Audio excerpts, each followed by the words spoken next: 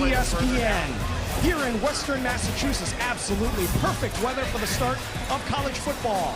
New beginnings for two programs as the Temple Owls take on the UMass Minutemen. We welcome you here to Amherst, Massachusetts, McGirt Alumni Stadium. Robert Lee, Patrick Murray with you. Patrick, both these teams have really struggled in recent years, but they both have first-year head coaches with a proven track record of success. Temple and UMass are committed to getting these football programs turned around. Temple's Casey Keeler has had a lot of success as a head coach. He's the only coach to win FCS national championships at two different schools. He started at Rowan University in Division III, had 5 national runner-up finishes there, then went to his alma mater in Delaware, won the 2003 FCS national title, moved on to Texas and Sam Houston State. He took them to a national championship in 2020. Then they moved up to the FBS level, went 10-3 last year before Keeler moved on to Temple. Casey Keeler is actually second amongst active FBS coaches in total wins. He's only behind LSU's Brian Kelly, and he's well ahead of Iowa's Kirk Ferentz. On the other side, UMass believes that 39-year-old Joe Harris-Simiak is the right man to lead them into a new conference. Harris-Simiak spent the last 3 years as the defensive coordinator at Rutgers in the Big Ten. He had a successful stint as the head coach at Maine, led the Black Bears to their deepest playoff run in FCS semifinal in 2018. And we're set to go here on a beautiful afternoon in Amherst, Massachusetts, the foothills of the Berkshire Mountains. UMass and Temple. Temple won the toss and they deferred. They will go on defense first. UMass will have the ball first. And a lot of excitement in the air here. Good crowd on hand. Temple in the white jerseys. Very similar color schemes today. It's going to challenge us. Both teams with maroon and white as their primary colors. Temple with the white jerseys. UMass in the maroon. The students just moved in over the last couple of days. It was actually quite an operation to get all the cars in and out of here. They have about 20,000 undergrads here, and a lot of them have shown up today to root on the Minutemen. Couldn't be a better day to start the college football season here in Amherst, Massachusetts. I mean, perfect football weather. Couldn't ask for any more. And this is going to be a fun game between two teams that seem to be very evenly matched on paper, but a lot of unknowns on both sides with a pair of new coaching staffs. Temperatures in the low 70s, sunshine, a few clouds in the sky, but perfect weather, all things considered, on this Labor Day weekend. Again, Temple in the white jerseys. They will be kicking it away to UMass in the maroon jerseys. Ready to kick it away for Temple. The sophomore kicker, Carl Hardin. T.Y. Harding, the return man for UMass. He had a punt return touchdown last year. He can be pretty electric if you get him in space. Now, Hardin has a big leg, so it remains to be seen whether or not Harding will even get a chance to return it. He's at his own 1-yard line. You ready? Let's start some college football, partner. Let's do it. Let's have some fun. Hardin puts a boot into it, and the season is underway. He crushes this ball through the end zone for a touchback. And UMass will go on offense first for new head coach Joe Harris-Simiak and a new starting quarterback, fourth-year junior Brandon Rose. Rose, a transfer from Utah. He has one start in his career. It was last year for the Utes against number 9 BYU. He looked really good in that game, but then tore a ligament in his foot, had to miss the rest of the season. He's a very athletic guy. He can run. They'll use some design quarterback runs with him, and has a big arm as well. He has a great relationship with UMass's new offensive coordinator, Mike Bajakian, who also came over from Utah. Rose, first snap of the season from the 25. Rocco Griffin, the running back. And it will be a fake handoff. Rose rolls out right. He's got time. He throws, and it's batted down, incomplete. Ty Davis, the outside linebacker, knocked it down for Temple. Well, those are the kind of things that offensive coordinator Mike Bajakian wants to do with Brandon Rose. Get him out on the move, use his athletic ability. He throws really well on the run. They give him a little run-pass option there, but Temple does a great job covering it up. 3 years at Utah for Rose. He's from Temecula, California, in between Los Angeles and San Diego. He takes the second down snap and hands it off for Griffin. Running right, turns the corner, upfield 30. Rocco Griffin, 35-40, and submarined at the 42-yard line. A gain of 17 and a UMass first down. Rocco Griffin, the transfer out of UTSA. He actually led Vanderbilt in rushing in 2021 in the SEC. They really like what he can do. Got a nice block from his teammate. Look for number 2, Jaquan Gibson on the outside here. He gets him a block that lets him turn that corner and pick up the first down. Tempo here, it's actually a gain of 19. He's out to the 44. Play action, Rose stands in, looking deep, throwing deep. He's got a man, it is incomplete. T.Y. Harding was behind his defender. There is a flag down at the 26-yard line. Harding had the Temple defense beat right there. Rose just couldn't hit him. Our referee today is Matt Pikowski. First down. Going to go against Temple. A defensive pass interference on the Owls. Aggressive start for the offense here for UMass, taking some shots downfield. I like it. They really like T.Y. Harding's speed and his big playability. They take a shot. You don't complete it, but you get the penalty and move the chains. Across midfield, Griffin shifts to the right of Rose. Short drop. Almost intercepted as it went past his intended receiver. It was almost picked off by the Owls. Rose had Gibson wide open right there, sitting between a couple of Temple zone defenders. He just missed the mark.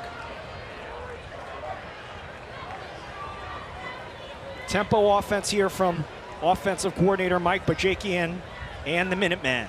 First drive of the game just underway here, season opener. And it's a handoff for Griffin. And he is stacked up after a short gain, maybe a yard or two. Totally different teams, and both coaching staffs talk to us about how hard it is to scout this game. Not only all new coaches, but really all new players in the portal era. It's really difficult. When you talk about UMass, they've got 37 transfers this year. 13 of them are starting. So for these coaching staffs trying to piece together a game plan, it had to be all about what do you do well as a team. You can't do a whole lot of scouting when you've never seen the opposite coaching staff coach these players before. Sets up a 3rd and long. Stunt up front, Rose has time, throws, it is caught by McConaughey, breaks the tackle, fighting towards the first down marker. He's close, he's about a yard short, it looks like, at the 32, but close enough that they could go for it on 4th and 1. I think this is a great spot to go for it right here. Fringe field goal range. Rose doing a good job of completing this ball down low. Great catch by McConaughey going up to get it. He fights to try to get that first down. He's going to come up just short. The Minutemen are going to go for it. McConaughey played 5 years at Pitt, had 1 career catch. It did go for a touchdown. He matches that total on his first drive with UMass. Running up the middle for a first down and submarined inside the 30-yard line. The Minutemen will move the sticks again with Brandon Hood, the backup running back. A great move in the backfield there by Hood. Temple had a defender right there to make the stop in the backfield. And watch this little juke move that Hood puts on him right there to get out of the way and pick up that first down. Tackle made by safety Javier Morton. But 1st and 10 for the Minutemen on their initial drive of the game. UMass 2-10 last year. Only wins were against FCS schools, Central Connecticut and Wagner. Blitz coming off the edge. Rose gets it out quickly. It is caught by Jaquan Gibson, picking his way forward, and Gibson's got first down for UMass inside the 20. A good recognition there by Brandon Rose, understanding that he's got a guy coming hot off of his right side. He's got to get rid of that ball quickly. He finds his outlet there, Gibson on the screen, and some good blocking downfield. Big 72, Luke Payton at left tackle, getting a nice block there. Gain of 11 for the Minutemen, moves it into the red zone from the 18-yard line. Rose looking over to the sideline to get the signals on 4 or 5 placards. Exclusively out of the shotgun so far. Play clock running down to 9. Quick slant near side is tipped and incomplete. Lewis Fry almost had the interception. Fry doing a nice job from the nickel spot. They call it the Viper spot in this defense, coordinated by Smith. And good job on the D-line by Temple, getting the hand up to bat that ball down. Check that, it was 44, not 14. Alu almost had the interception, number 44. 2nd down, it's a handoff for Griffin. Picks his way up the middle, breaking tackles into the end zone for a touchdown. Rocco Griffin from 18 yards out. UMass takes the lead.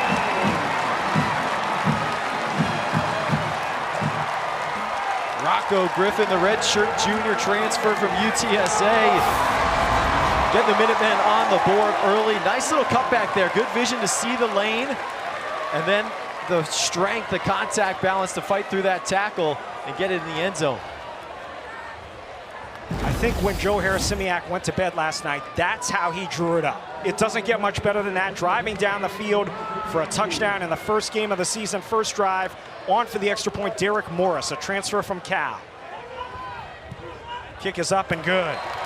UMass impressive on its first drive of the game. Rocco Griffin from 18 yards out, and they take a 7-0 lead with under 11 and a half minutes left to go here in the first quarter. Griffin running hard behind his own line. Get off me. Get to the end zone. Minutemen up early.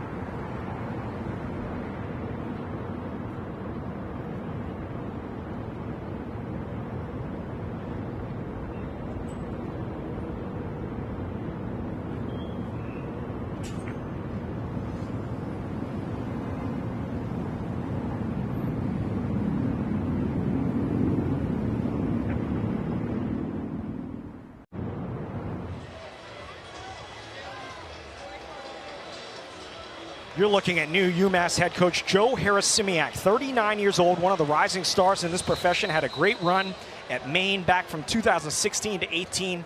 As Patrick mentioned earlier, took him to the FCS semis. He actually played his college ball just down the road about half an hour at Springfield College, graduated in 2008.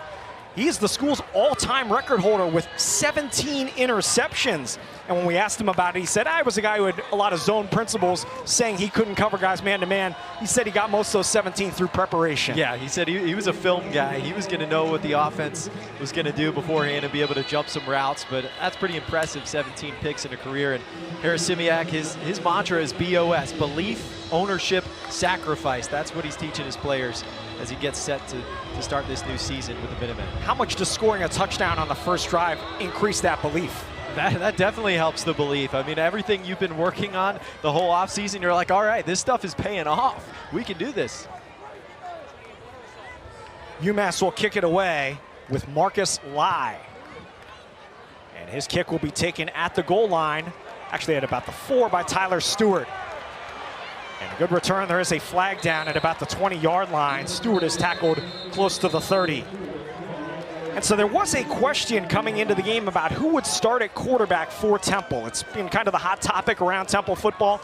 Either 6th-year senior Evan Simon or 5th-year senior transfer Giovanni McCoy. Third return, holding, return team, number 14. 10-yard penalty from the spot of foul. First down. So Simon started 9 games for the team last year at Temple. He started his career at Rutgers. McCoy comes in from Oregon State, but started his career with a tremendous run at Idaho. And it will be Simon, number 6, who will start the game, but they should both play. We expect to see Giovanni McCoy at some point. Evan Simon getting the start, former Rutgers Scarlet Knight. You see what he did last year against Utah State, 5 passing touchdowns and a rushing touchdown. He can be really good when he's on. First snap of the season for Temple on offense, and it's a run up the middle for Jay Ducker. He takes it out past the 15. Simon is a 6th-year senior from Mount Joy, Pennsylvania. That's about 30 miles southeast of Harrisburg. He's in his 2nd year with the program. Last year, 59% completion percentage, 15 touchdowns, 9 interceptions. Also ran for 3 touchdowns, but not the running threat that McCoy is. And it's a 2nd consecutive handoff, and it will come up short of the first. Oh, very close. Got to the 20. I think that could be enough, actually, with that 2nd effort by Jay Ducker, who played at Sam Houston last year for head coach Casey Keeler and ran for 745 yards and 7 touchdowns. And with new offensive coordinator Tyler Walker coming in from Montana State, the FCS level, this is what they want to do, is run the football. He led the country in scoring last year at the FCS level, his offense did, and they did it by running the football. They expect to do that here at Temple. Had a tremendous quarterback, Tommy Mellott, at Montana State. It's another handoff for Ducker, and this time a short gain of about 3. Ducker, a 5th-year senior on his 4th school, started his career at NIU, Northern Illinois. He was actually the MAC Rookie of the Freshman of the Year back in 2021, ran for almost 1,200 yards. Then a couple of years at Memphis, and last year at Sam Houston. He was the only player who followed Coach Keeler from Sam Houston here to Temple, and Coach said, you know what, if there's only one guy, he better fit the model. He can't be a knucklehead. Yeah, Ducker is one of those guys that you can trust, you can rely upon to tote the rock every down. In motion, highly regarded freshman Ryder Kush. But it's another handoff for Ducker. 4 in a row to start the game, and he'll set up a 3rd down. Now, this is what Casey Keeler envisioned when he brought in Tyler Walker. I mean, last year at Montana State, they had 3 1,000-yard rushers, and Keeler early in his career was a guy that liked to throw the ball all over the place, but he has evolved as a head coach and become a guy that wants to run the football and play tough defense. One of UMass's key defenders, Zeron Daniel, is the injured player. He is their starting safety. A junior from Brooklyn, a transfer from Georgetown. And really one of the key linchpins to this defense. He's injured on the play. Daniel is one of the guys in the secondary that's going to make the checks and get them all lined up, which is important today. Daniel had 5 interceptions at Georgetown last year. He is up on his feet. And we'll step aside. 9:20 left to go first quarter. UMass with a 1-touchdown lead.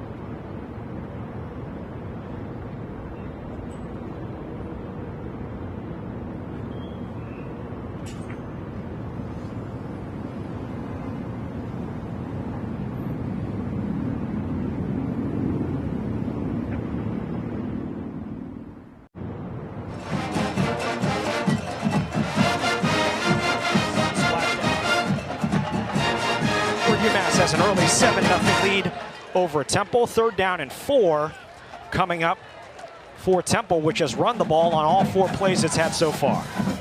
I think we see Temple put it in the air here, and you got to keep an eye on Colin Chase, number 1, and JoJo Bermudez, number 17, at wide receiver. Those are the guys that they really want to manufacture touches for today. Get them in one-on-one matchups in open space, and a key down here at 3rd and 4, look for those guys to be involved.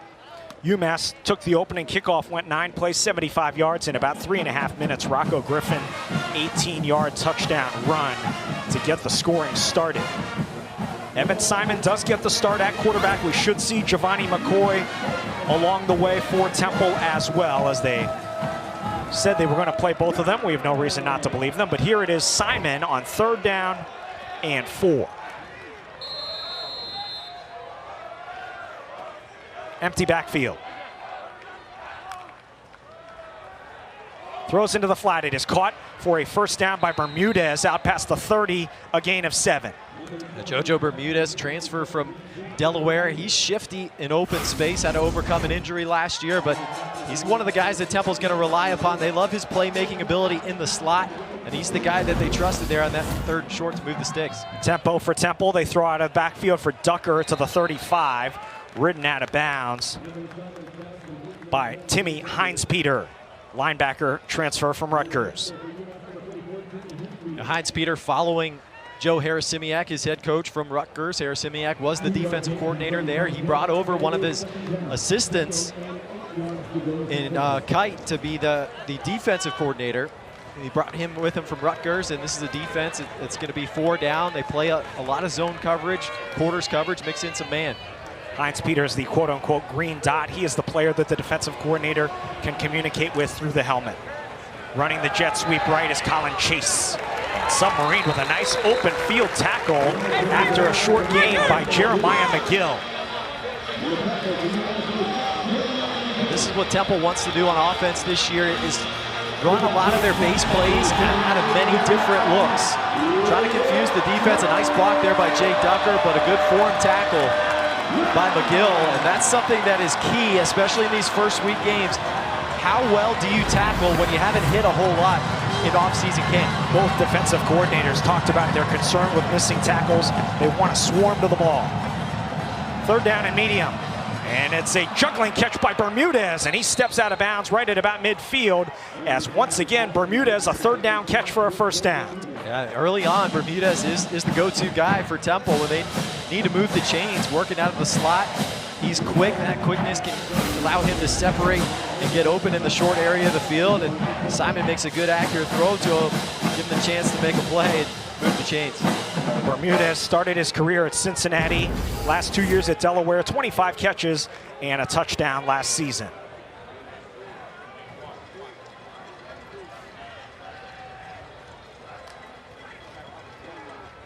It's a handoff to Simon. He immediately throws to Bermudez again for a 1st down. So they had both the quarterbacks in. I know you were looking for that. I was excited. I was waiting to see that. Giovanni McCoy gets in the game there, takes the snap at quarterback, and he's got Evan Simon, the other quarterback, next to him, hands it off, and then he's got a run-pass option on the outside. The defense comes up to play the run. Bermudez is wide open to move the chains. That's the kind of wrinkle that Tyler Walker brings with him. Some special formations that he ran at Montana State. So they had 2 quarterbacks in there. McCoy goes out here. Simon in the pistol set. And running right into the open field is Jay Ducker, spinning his way forward inside the 25 for another Temple 1st down. A nice job up front by the Temple O-line to get Ducker into space, and then JoJo Bermudez too, getting him a block on the outside. Look for 17 on the right side of the screen. He's going to get that block, give him a couple extra yards, and a nice spin move to pick up 5 more. 18-yard gain for Ducker. He's over 2,500 yards in his career. So Temple moving the ball smartly here on its first possession of the game, under 6 minutes to go in the 1st quarter.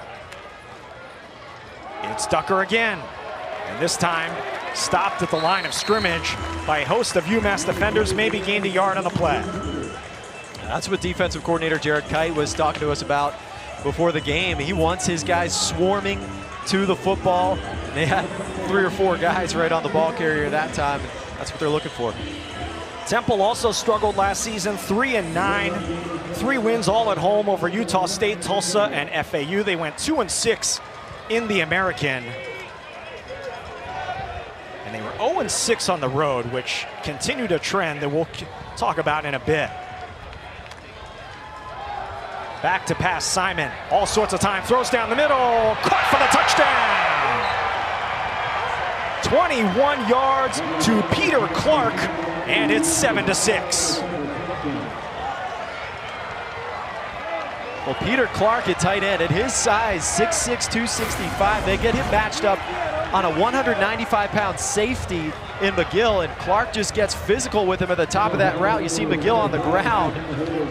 Simon's able to put it on him, and Clark makes a nice athletic play, reaching that right hand out there to snag it for the touchdown.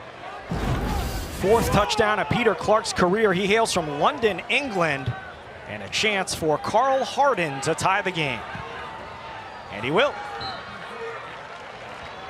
And Clark has 6 catches in his career. 4 of them have been touchdowns. Pretty good for a guy who says he learned how to play football from YouTube back in England. Who says you can't learn anything from YouTube? You can learn a ton from YouTube. Nice ball from Simon. Nice grab by Clark. We're all tied up at 7.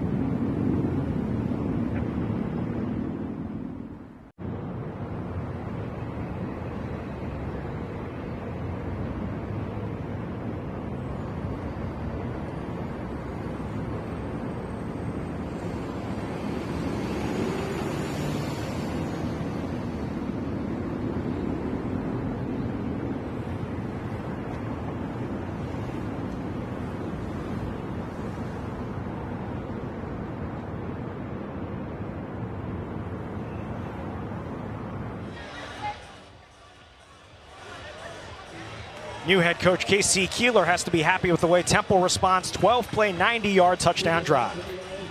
That was a nice one. It got off to a slow start, but then they get it going. Evan Simon, 5 for 5 for 52 and a score on the drive. Hooking up with JoJo Bermudez for a couple of third down conversions, and they went to the ground.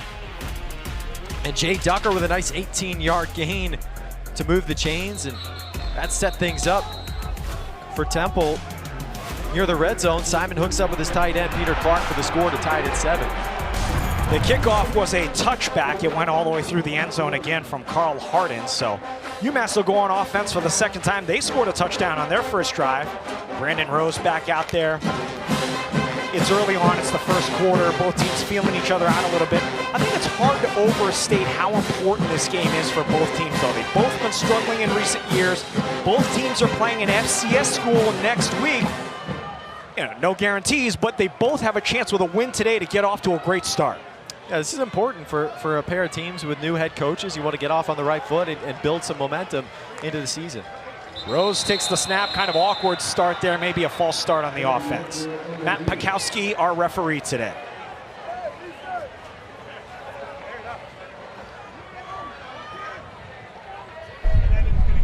False start. Offense. Everyone but the center. 5-yard penalty. First down. Be more like the center. That's always a good one. Everyone but the center. Usually that means the center made the mistake, and he didn't snap it on time. He's like, look, guys, everyone messed up except me. Benjamin Roy Jr., the center. So 1st and 15 now. Rose 2 out of 5 on that first drive. Pressure's on. Gets away from Chroma, looking to run. And taken out of bounds after gain of about 3. Rose has mobility. You mentioned that game he played against BYU, really the only game he's ever played in his career. He ran for 55 yards in that game. And Rose was looking to take a shot deep down the sideline on his right side there, but Jalen Castleberry, a corner for Temple, did a really nice job in one-on-one coverage, taking away that go route and forcing Rose to have to tuck it and run. Ty Davis ended up pushing him out of bounds after the rush by Sekou Chroma. Clock running with 4.5 minutes to go in the first quarter.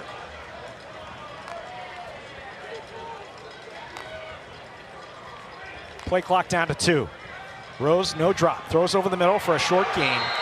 There's so much of the talk about the transfer portal, and it's the buzzword, is on players from quote-unquote lower levels going to higher levels. The higher level picking the smaller school kids and paying them a lot and getting them up to the bigger level. But then you've got guys like Brandon Rose, who didn't get much of a chance at Utah. Coach Harasimiak said this is his shot to come here and play and show what he can do. That's been one of the biggest things in the transfer portal, is just opportunity for guys, getting second chances, sometimes third chances. And Rose felt like he should still be the starting quarterback at Utah, but they brought in Devin Dampier from New Mexico as a transfer to be their starter. He was a little salty about that, but now here's his chance to prove himself at the FBS level as a starter. And he's going to get a lot of playing time and a chance to show what he can do. He throws off his back foot. It's caught by T.Y. Harding, breaks a tackle for a first down out past the 35. Good second effort by T.Y. Harding to move the sticks. You see there the ability in the open field for T.Y. Harding. Just get him the football, let him go to work. He had 334 receiving yards and 5 touchdowns last year at UMass, looking to top that this year. 4th-year junior from Cambridge, Mass, Boston area. It's a short run up the middle. That time it was Jawan Price on the carry. And you got one more look at that previous play. When you get the ball to Harding, nice little spin move there.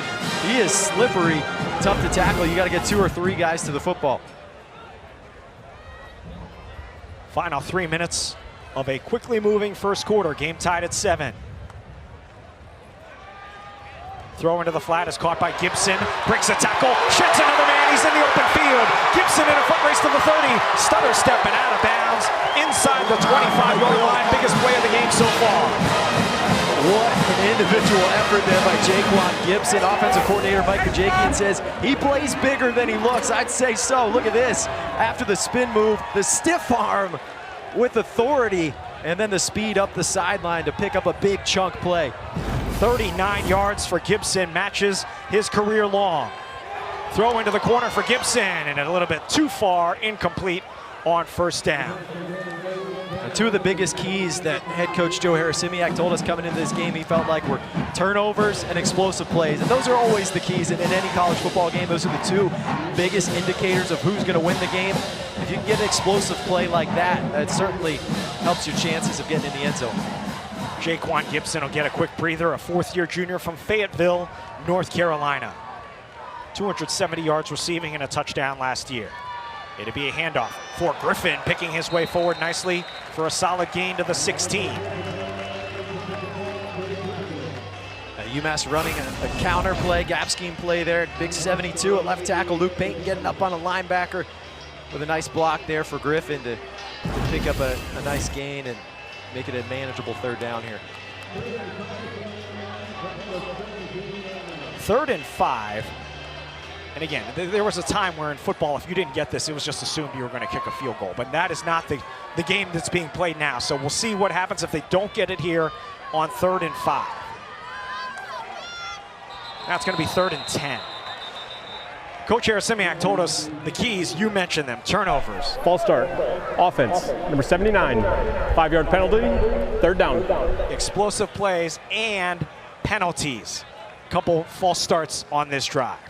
And that's focus right there. Those pre-snap penalties are about focus. A couple of guys didn't have the snap count down, and Rose clapped one time. They were trying to go with the hard count, try to get the defense to jump, but a couple offensive linemen jumped, and it cost them 5 yards.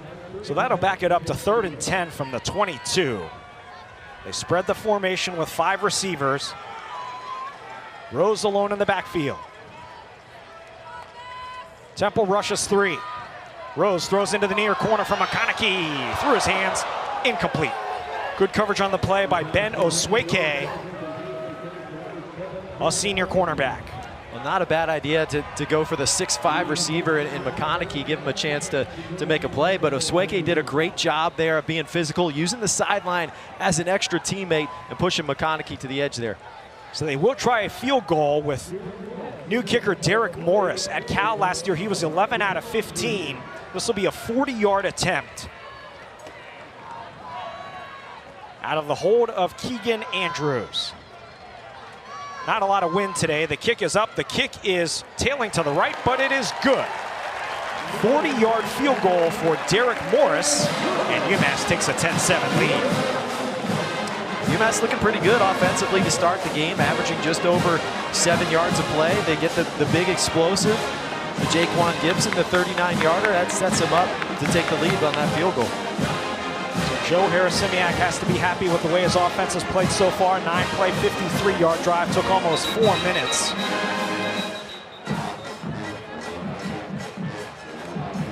We asked Joe Harasimiak, he's only 39, but he's been coaching a while. Do you still get the jitters? He said, 100%. That's why I stayed in the game after I finished playing. We said he was down the road at Springfield. He was student teaching his senior year of college. He said none of the kids would listen to him. Nobody listened to him, and he said, I just can't do this. So he got into coaching. It's worked out pretty well for him. And it's funny because Casey Keeler had somewhat of a similar story into how he got into coaching, because he said when he was done playing, he tried so hard to be an NFL player, couldn't stick with the team. He went and he got himself a job in New York City selling paper products. And when he came home and told his wife he got the job, she said he was physically ill. And his wife told him, you can't do this. You got to coach football. Paper salesman like Dwight Schrute at Dunder Mifflin. Running it up the middle is Tyler Stewart on the return, just shy of the 25-yard line. And so, all offense so far in this game. 3 drives, 3 scores, 2 touchdowns, and a field goal. And this one will be the 23-yard line. And let's see who comes out at quarterback for Temple. Certainly they had good results with Simon in that first drive, and he will come out for the second drive. It's going to be interesting to see how it plays out, because it's been a battle back and forth throughout the off-season camp. They've really pushed each other, McCoy and Simon. They've made each other better. McCoy is maybe the guy with more explosive, big play potential, but Simon is the more steady, accurate passer. In motion, Bermudez. This is a handoff. Running over the left side, maybe back to the line of scrimmage for Therese Worthy, the backup running back to Ducker. Worthy had a good year last year, led Temple with 425 yards rushing and 4 touchdowns. And this is a deep running back room for Temple. They've got 4 guys that are veterans that they really believe in. And Ducker, Worthy, Joquez Smith, we expect to see him at some point, and Hunter Smith, who's a 5th-year transfer from Louisiana Monroe. Final 40 seconds of the first quarter, empty backfield. Simon throws into the flat, incomplete, intended for Kush, the highly regarded freshman tight end. Yeah, they get the tight end out on the perimeter that time to try to create a matchup, and they've got him against a smaller nickel in Malcolm Green, but they just couldn't connect. One of the keys to that first drive for Temple, 12 plays, 90 yards. They converted both of their 3rd downs on completions to Bermudez. This will be a tougher one, 3rd and 10. Bermudez is in the slot at the top of the screen.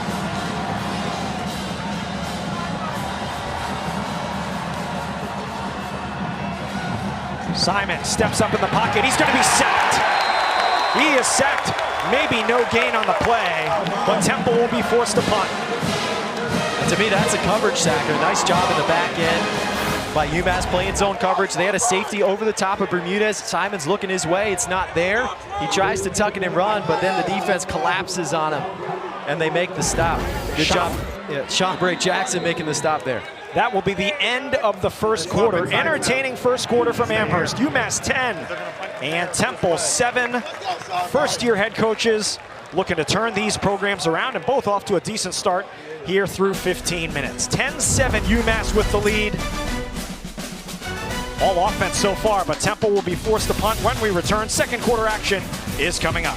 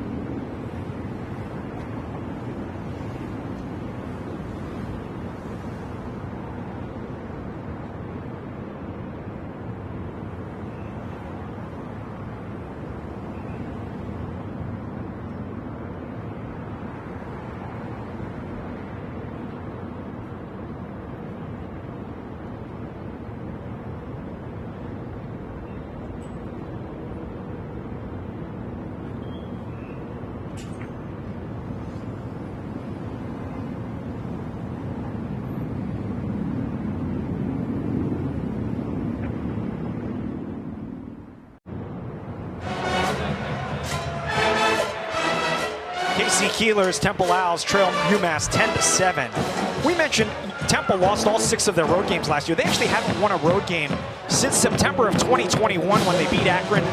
20 in a row they've lost. That's the longest streak in the country. But trying to end that here today, down 10-7 after the first quarter. On to punt it away, Dante Atten. An Aussie for Temple, back deep to receive T.Y. Harding. Dangerous return man for UMass at the 30-yard line. Atten, rugby-style kick is a good one, sidewinding, and Harding makes the fair catch at the 35.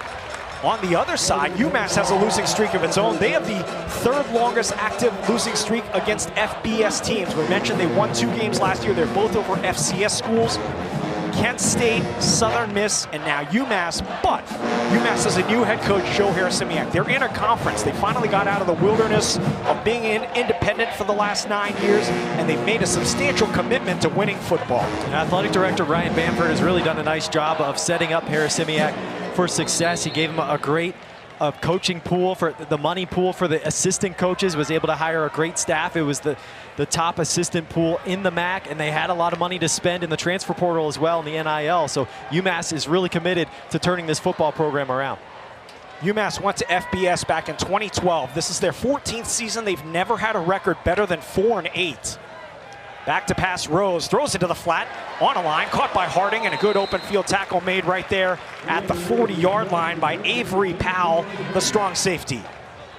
And that is so key in a first week game, to be able to secure those tackles in the open field, especially against a guy like Harding, who's so slippery. And this is not like back when K.C. Keeler played for Delaware in the 70s, when you were doing two-a-days in the offseason and hitting every practice. They don't hit nearly as much in the offseason now, so you got to get used to game speed quickly. Rose keeps and is swallowed up on an outstanding play by the defender Cameron Stewart from his defensive end position. Stewart is a guy that they really like as a pass rusher when they get in those third down, like they are now in the third long situations. Stewart flying off the edge and doing a good job of playing the quarterback there and reading that mesh point, seeing what Rose is doing and making the tackle. Played at UMass last year, only played in 6 games, was injured halfway through the year. Started his career, as so many of these players did, at Rutgers. Back to pass, pressure off the edge, Rose throws, he's got it for a first down. And twisting his way forward is Gibson past the 45, and UMass will move the sticks again. Gibson playing well, and Rose looking comfortable in the backfield. Temple brought the heat right there, and the UMass O-line did a nice job of picking up that blitz, protecting Rose, gets the ball out quick, and Gibson makes a nice grab right at the sticks. And these guys are looking pretty good. Rose is looking poised in the pocket. And the UMass offense has been balanced and moving the football. Griffin to Rose's left. Griffin will get the handoff. And wrapped up. I think they wanted a face mask call from the near sideline. They were not going to get it. It'll be a gain of about a yard. Rocco Griffin there at running back for UMass. He's a really smart guy, knows everything about this offense. And Mike Kajakian, the offensive coordinator, said he could ask a wide receiver a question in practice, and Griffin is yelling out the answer. He understands everything. He and Jaquan Gibson, the 2 captains from the offense. Gibson goes in motion. Fake the handoff to him. Rose running the sweep right. Gets blocking. Rose on his feet and hurdles over a man for a first down to the 42. The ball's loose. Temple's going back the other way. They haven't blown it dead. It's Avery Powell. And he's tackled at about the 41. They did not blow the play dead, and for now it appears Temple has caused a turnover. We're gonna have to check that one. It looked like Rose got flipped up into the air. We'll take a good look here. Oh, he fumbled the ball. Yeah, that ball was out. He absolutely fumbled the ball. It's picked up by Johnny on the spot, Avery Powell, who didn't quit on the play. It should be a turnover. And Caden Supernot doing a good job coming from behind to make that extra hit on Rose. I think he got the left hand in there and poked that football out. And great awareness by Powell to see it on the ground, scoop it up. That first angle we had from the sideline saw that the ball was out of his arms before his elbow hit the ground. So a turnover, Brandon Rose turns it over, and Temple causes the first turnover of the game. They have it in plus territory. Take one more look at it.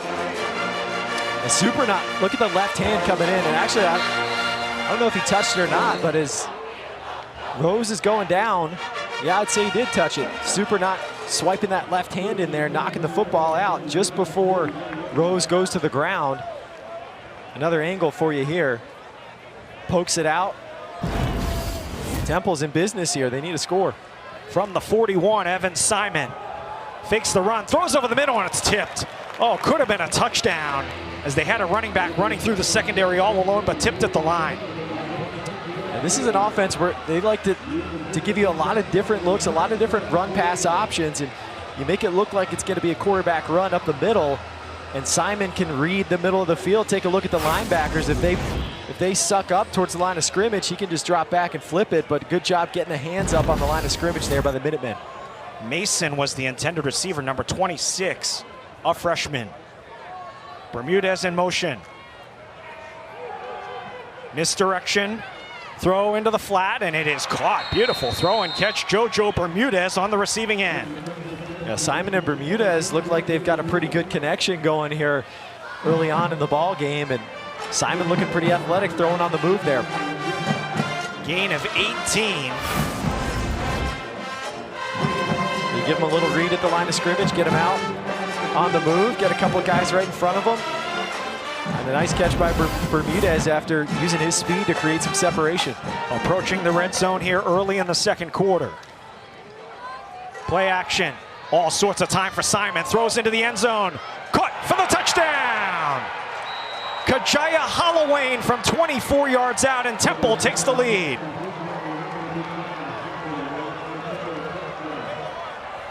And that's the way to do it. You get a turnover and you answer right away with a quick score. Evan Simon with all day. Nice blocking by the O-line.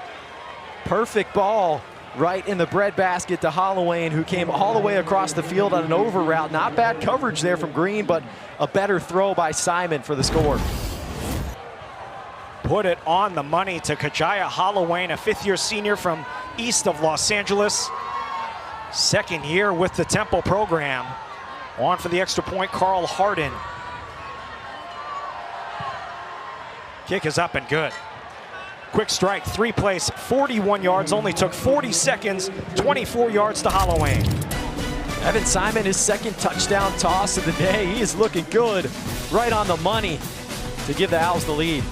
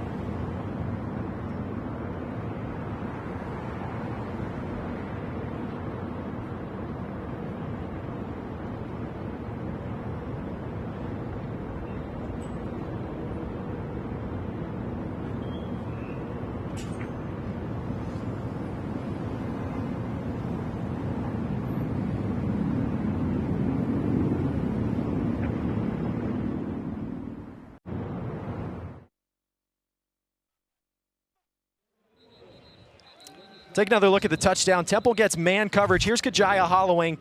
Kajaya Holloway is at the bottom of the screen here. He's coming on an over route. They get a couple of crossing routes. And then Evan Simon is reading this safety right here as he drops back to the middle of the field. He follows this crossing route. So let's go ahead and watch what happens. As Simon recognizes that he's got man coverage. Simon recognizes that he's got man coverage. He reads that safety in the middle of the field. He sees him run with the other crossing route, so he's going to throw it to Holloway in the end zone. Great throw, great read by Evan Simon to give Temple the lead. 24-yard reception from Holloway.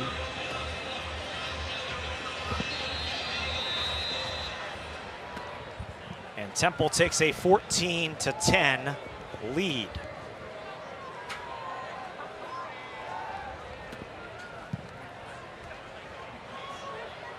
Fair catch called for and made. They'll take it out to the 25-yard line. Quick strike there for Temple after the turnover. 3 plays, 41 yards. We talked about UMass's struggles. Temple has struggled as well. They have had 5 straight losing seasons. The last 4 years, 3-9. All 4 of those years, they haven't had a winning season since 2019. But Casey Keeler said this program can be good. Back in the mid-2010s, under Matt Rule and Jeff Collins, they had a 5-year stretch where they were 43-24. They were good. They had people coming to the games. They made a bowl game 5 years in a row. He knows that if they can get the recruiting right, that this program is a sleeping giant. Absolutely. I mean, Temple won the American in 2016. You go back to 2015, they were 7-0. They had College game day in Philly when Notre Dame came to town. This is a program that has potential, and Keeler's plan is to recruit the footprint. New Jersey, Pennsylvania, the DC area. That's how he wants to be successful. Throw into the near side for Gibson. Makes the catch and is tackled immediately. Good coverage there by Temple after a gain of 3. And again, Temple plays at Lincoln Financial Field, the home of the Super Bowl champion Philadelphia Eagles. This is a huge recruiting tool. It's a big-time facility, obviously, and it's really, he talked about the number of recruits they had on campus and the kind of atmosphere they've built there, the culture they've built, and how many of those recruits ended up committing. Good play here for UMass, run after the catch. Out for a first down close to the 40. A nice read there by Brandon Rose. Temple brought a blitz off the left edge. So UMass had numbers to the perimeter. Rose just goes ahead and flips it out there. Makes the good read. Flips it to Harding. He's got blocking in front of him and a nice block from Gray. He's able to get to the outside and pick up the first down. Gain of 10, moves it out to the 39-yard line. Rose back to pass. All sorts of time, throws far side. It is caught. And diving ahead for the first down is Jaquan Gibson, close to midfield, a gain of 11.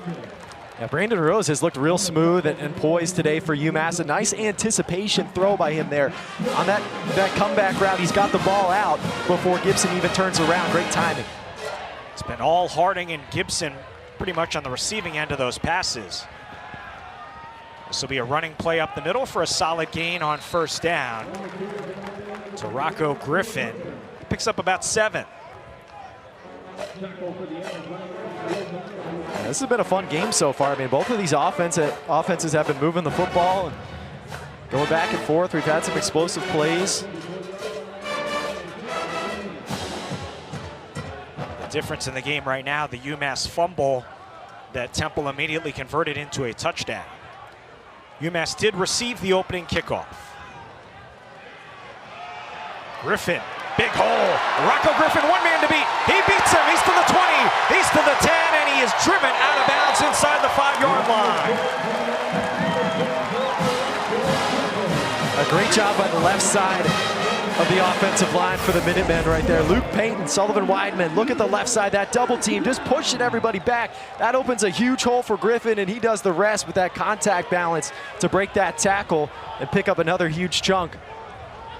Takes it down to the 3-yard line after a 41-yard run by Griffin. Good job by Castleberry, hustling and saving the touchdown. But first and goal from the 3. Handoff Griffin, and driven down from behind after a yard.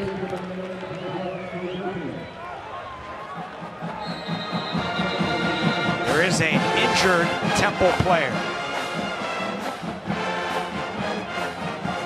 It appears to be cornerback Jalen Castleberry.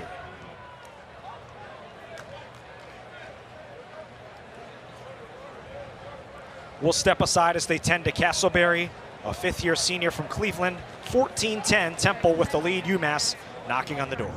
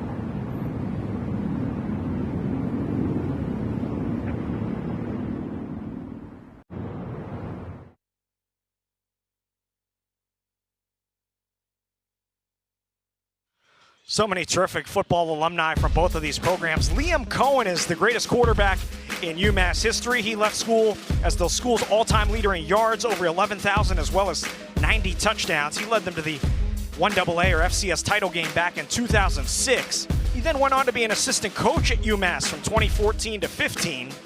And if you're saying that name sounds familiar, well, he's the first-year head coach of the Jacksonville Jaguars in the NFL, ready to start his career next Sunday. He was actually, his first offensive coordinator job was actually under Joe Harasimiak at Maine. Coach H said he met Liam Cohen at the UMass football camps when Cohen was coaching here. You got to give Coach Harasimiak some credit. He saw the talent, right? He saw what Liam Cohen could do, gave him that first offensive coordinator job. And what a job Liam Cohen did last year with the Bucs as the offensive coordinator. Really helped Baker Mayfield resurrect his career. And I'm excited to see what he can do with Trevor Lawrence there in Jacksonville. Let's talk 6 degrees of Temple and UMass football. When he was with the Bucs, the head coach, Todd Bowles, Temple class of '85. It all comes full circle there. Robert Lee, Patrick Murray, our entire terrific ESPN crew with you from Amherst, Massachusetts. Where's Amherst, Massachusetts? It's about half an hour north of Springfield and 2 hours west of Boston. It's in the foothills of the beautiful Berkshire Mountains. McGurk Alumni Stadium holds about 17,000. Good crowd here today. They're ready to cheer for the Minutemen, who have it 2nd and goal from the 3. Castleberry was helped off the field. Well, the Minutemen offensive line did a great job of blocking for the run game to get him down here. Let's see if they can get him in the end zone. Under center this time for the first time in the game. Play action. Rolls out right. He's pressured and he'll throw it away. It'll be 3rd down. Good pressure there.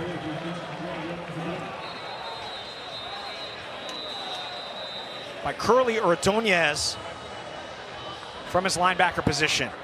And good coverage by Temple. They were trying to hit their running back Griffin in the flat, but Temple covered it up well, and a smart play by Rose to just throw it away and get another opportunity on 3rd down to try to punch it in. There's another injured Temple defender.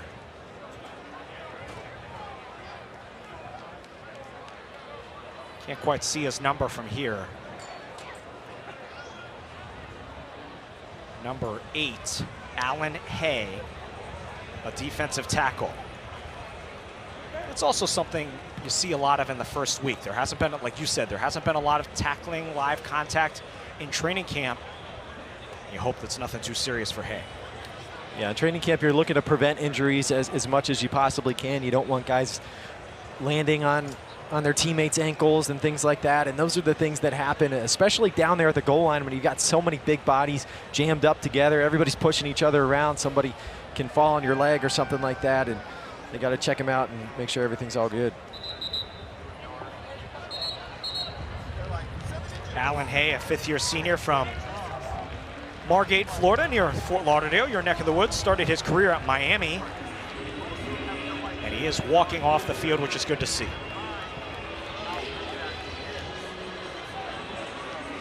Well, 3rd down here, 3rd and goal for UMass. They tried the ground on 1st down, couldn't punch it in, tried to go to the air, get Brandon Rose out on the perimeter on 2nd down. Temple covered that up.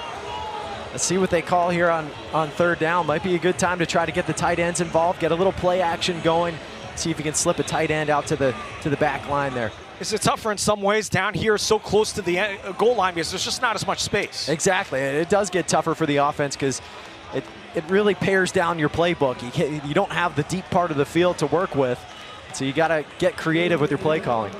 They'll go with a jumbo set here. Griffin, the deep back in the I formation. All tight ends, no receivers. Handed off for Griffin, up the middle, and stopped short of the goal line. Temple's defense stops him at the 2. And decision time here for UMass. 4th down. They're going to go for it. I like that call. Stay aggressive. UMass did it on their first drive of the game. Went for it on 4th and 1, picked it up, ended up getting in the end zone. And when you coach aggressive, your players are going to play aggressive. And that often works out better for you in the end. 1 for 1 on 4th down today. Jawan Price, the running back. They spread the formation. Rolls out to the right. He has some time. Rose could run for it. Flag down. Rose diving for the end zone. Stop short at the half-yard line. There is a flag down. I think it's going to be holding on the offense in the backfield. And if it is, it would be declined and give Temple the Ruling the ball. field.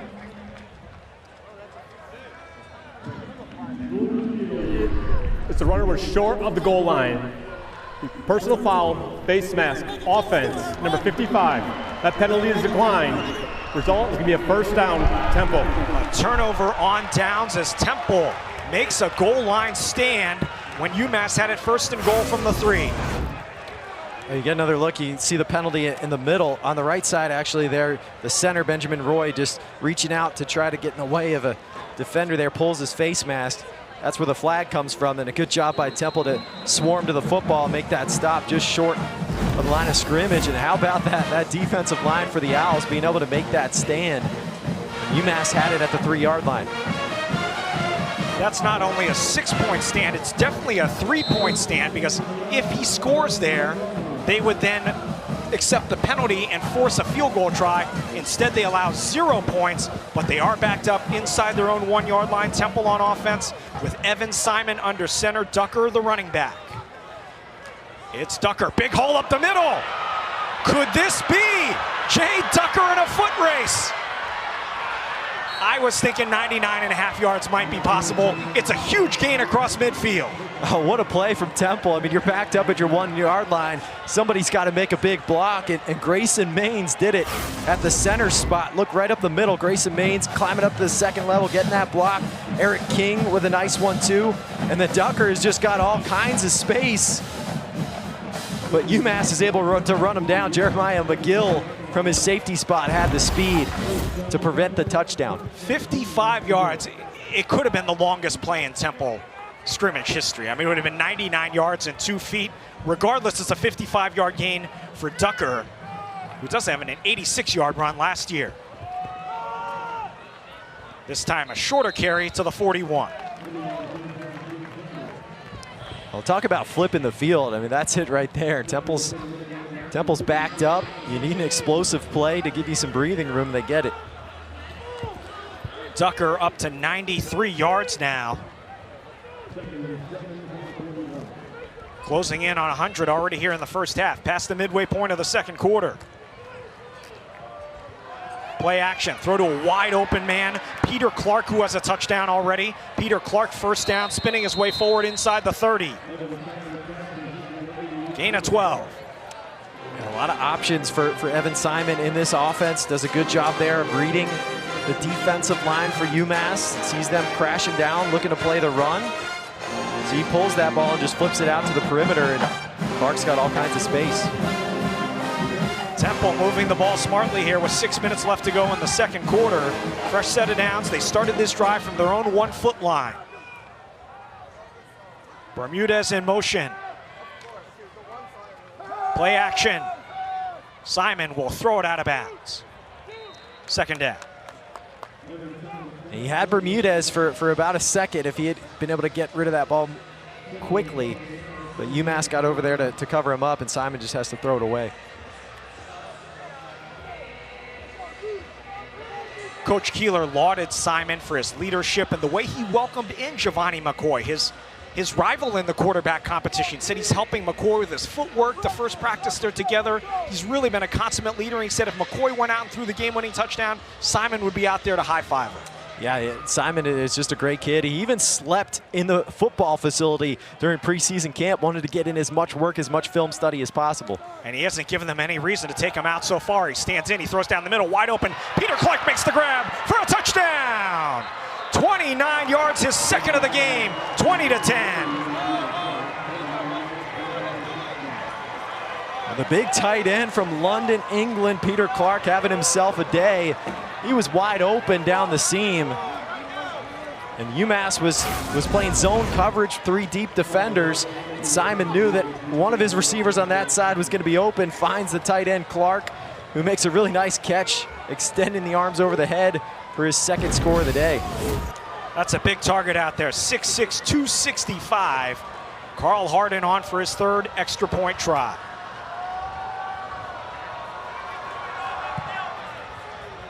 Kick is up, it's good.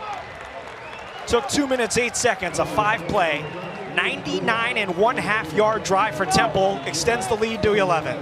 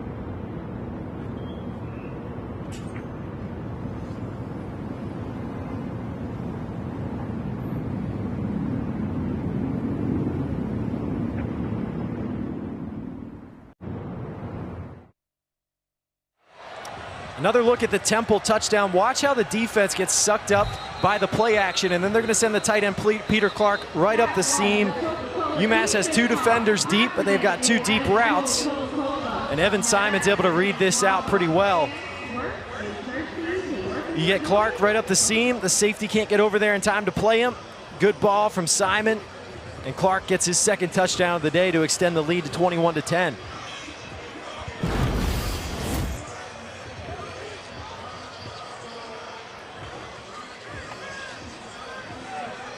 So Temple will kick it away. 5-play, 99. Let's give them 99.5. I mean, they're at about the 1 foot line there.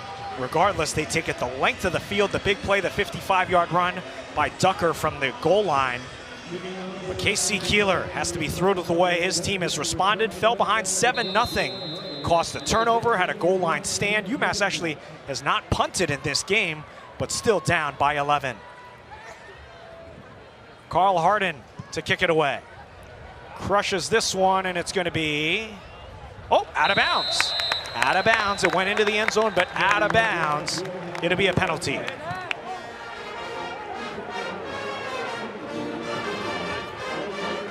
So Patrick, UMass has moved the ball on offense. What's the messaging here?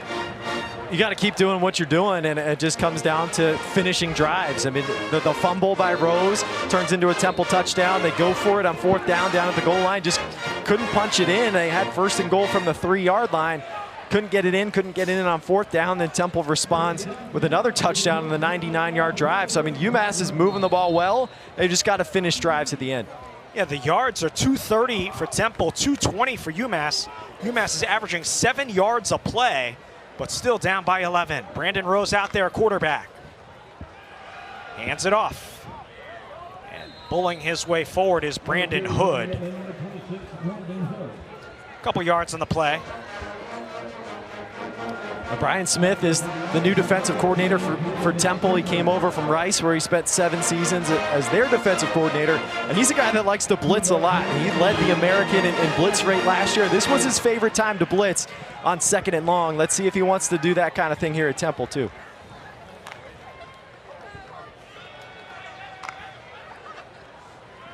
Slow developing play for Gibson, and immediately stood up and stopped.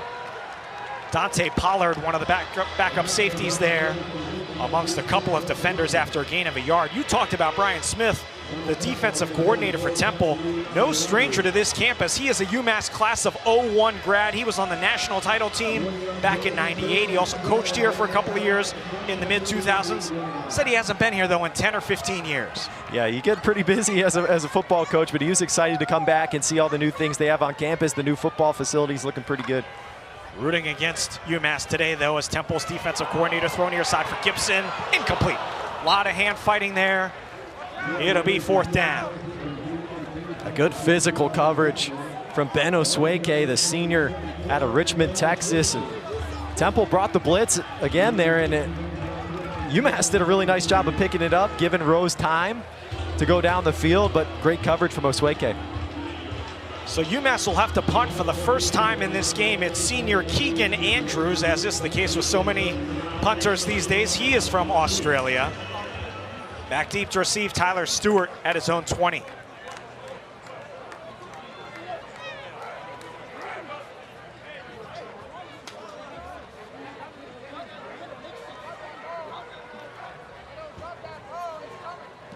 Straight on kick, crushes it. Huge spiraling kick, fair catch called for at the 7. So great job by Andrews to flip the field there and back Temple up inside the 10-yard line. And Andrews is fired up about it. He's going crazy on the sidelines with his teammates. Former Texas A&M Aggie transfers in and booms one on his first career punt. 55-yard punt. So Temple has gotten the offense rolling. 10 yards of play for the entire game, 18 yards of play this quarter. What is it that they've done well? Well, they've gotten the explosive play. We saw the big one from Jay Ducker on the previous drive that allowed them to have the 99-yarder, and now we're going to get a chance to see Giovanni McCoy at quarterback. He's a guy that has some big play potential. He's electric on the ground and has a big arm as well. So Simon's got 3 touchdowns. Now they'll bring in McCoy, a 5th-year senior.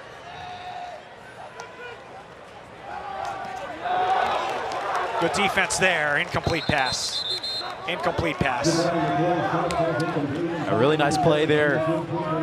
Malcolm Green playing outside at corner to fight through the block there and break that up. And that's one that McCoy maybe should pull down and run it. That could have been dangerous. It's an interesting spot. You see McCoy's career numbers, was the National Freshman of the Year in FCS, won the Jerry Rice Award at Idaho. 27 touchdowns that year. He was first team All Big Sky as a sophomore. Played about half the season at Oregon State last year. He'll keep. And he'll be stopped for a short gain. They told us 2 quarterbacks were going to play. And I don't think they wanted to get all the way into the second half before McCoy had a chance. But the offense has been humming with Simon. Yeah, it's hard to find a good spot to get McCoy in there. They really wanted to see him in game action. I guess they felt like with an 11-point lead, give him an opportunity here. And that's just a nice play by Marcus White on the outside and reading the mesh point and being able to slide out there and make the stop on McCoy. Tough spot here, 3rd and 10 from deep in their own territory. McCoy alone in the backfield.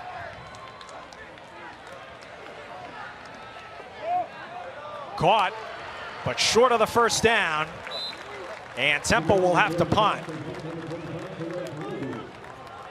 A good ball there from McCoy, but good coverage to get Worthy on the ground before he could get to the sticks. And I'd imagine we'll see Evan Simon back at quarterback the next time Temple gets the football, because they've looked really good with him under center.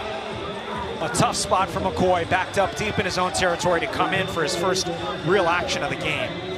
Dante Atten, a junior from Australia, will punt it away from his own end zone. Back deep to receive T.Y. Harding at his own 40.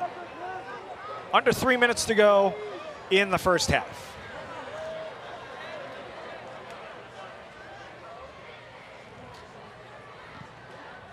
Short kick, end over end, will bounce near midfield, but take an excellent Temple bounce inside the 40 to the 37. So good defensive stand by UMass there as we come up on the 2-minute timeout with 2.5 minutes to go here. Coming up at halftime, we're going to have a nice look at the career of Lee Corso, and that was really something this morning. I got to watch all of game day from my hotel. here in the Springfield, Massachusetts area. A lot of emotions. To see him put that Buckeye head on one more time at the 50-yard line, you know, in front of 100,000 plus people was just unbelievable. Yeah, that was really cool. And I loved how Coach Corso stuck with his thing that he likes to do. He tried to make him think he was going to pick Texas, right? But then he had to go with his first love, Ohio State. His first ever headgear pick was the Buckeyes, and his last one as well. Just what a fantastic guy, Coach Corso. Pick number 431 this morning. Rose play action. Pressure's on. He's sacked. He is swarmed under by the Temple defensive line.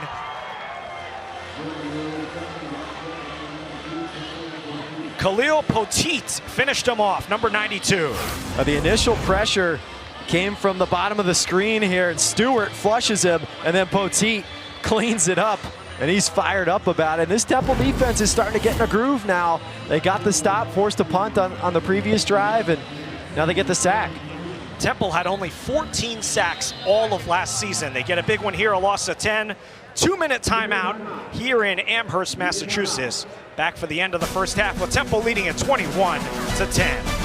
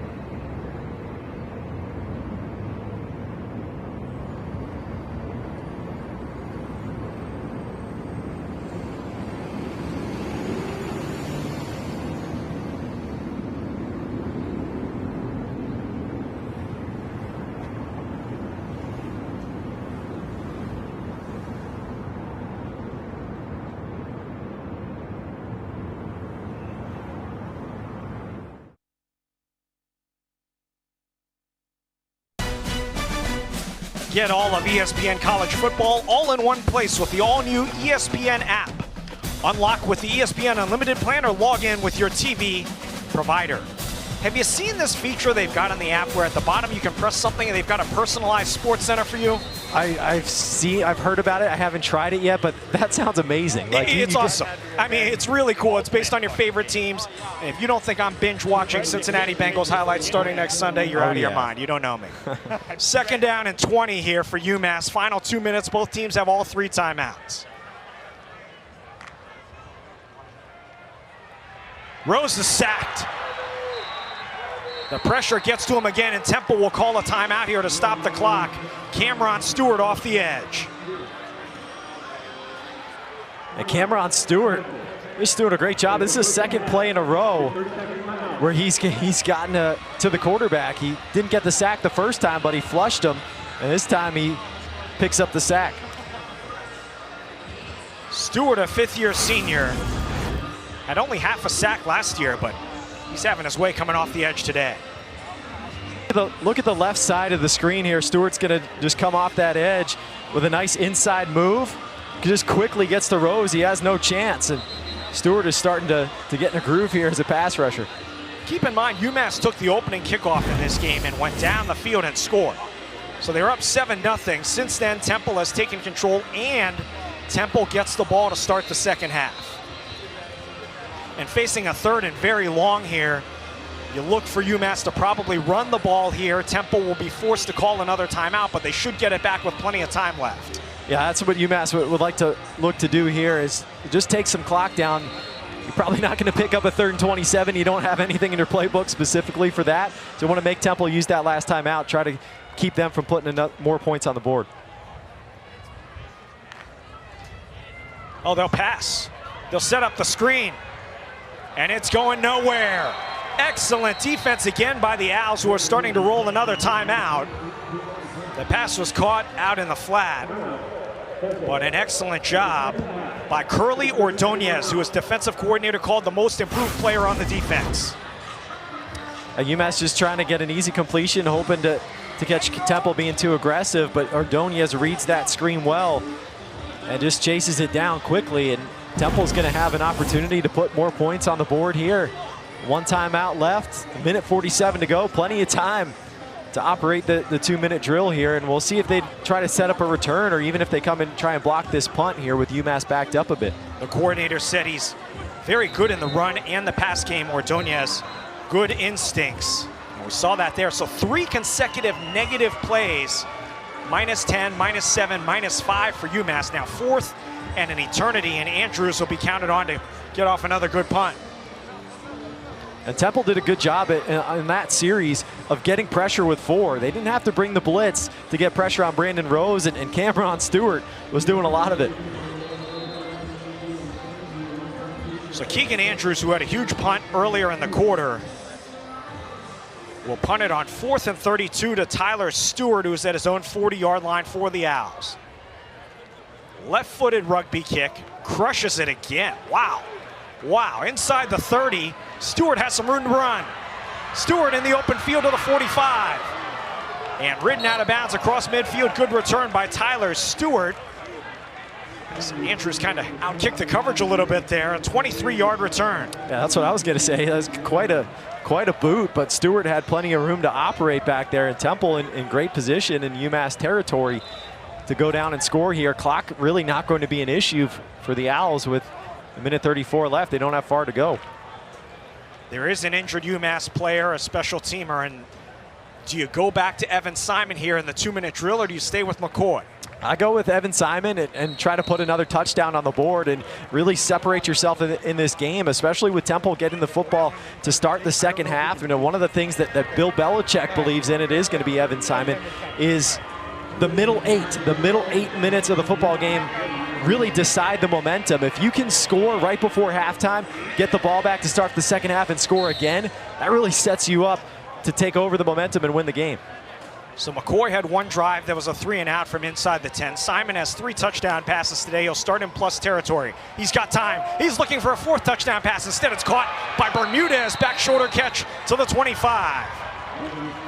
Just a little slot fade for Bermudez, and they really have a good connection. Simon and Bermudez, nice timing play there. It's good coverage from UMass, but Simon does a good job of just laying that ball up on the outside shoulder, letting Bermudez make the adjustment, and he uses his athleticism to flip around and make that grab.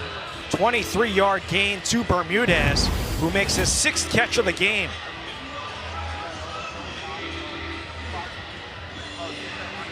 Now, plenty of time for the Owls now.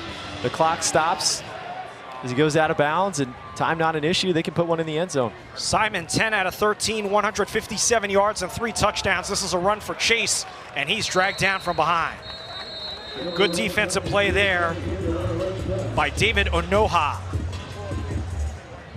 Gain of 2. another transfer from Rutgers that followed head coach Joe Harasimiak from the Scarlet Knights, a guy that is really twitchy, that they think can be a good pass rusher for them, and making the stop. So there was a timeout called there. Well, UMass is maybe in a situation now where they want to see if they can get the football back, and if Temple scores here, they want to have enough time to answer themselves before the half. Evan Simon has played well. Oh, Simon has looked so good today. 10 of 13 for 157 and 3 scores. He's been accurate. He's had a good connection with JoJo Bermudez. He's had some wide open receivers to throw to as well, especially Peter Clark. Really beautiful ball there from Simon to Holloway for the score. And another one up the seam to Peter Clark. Been a quarterback battle all camp.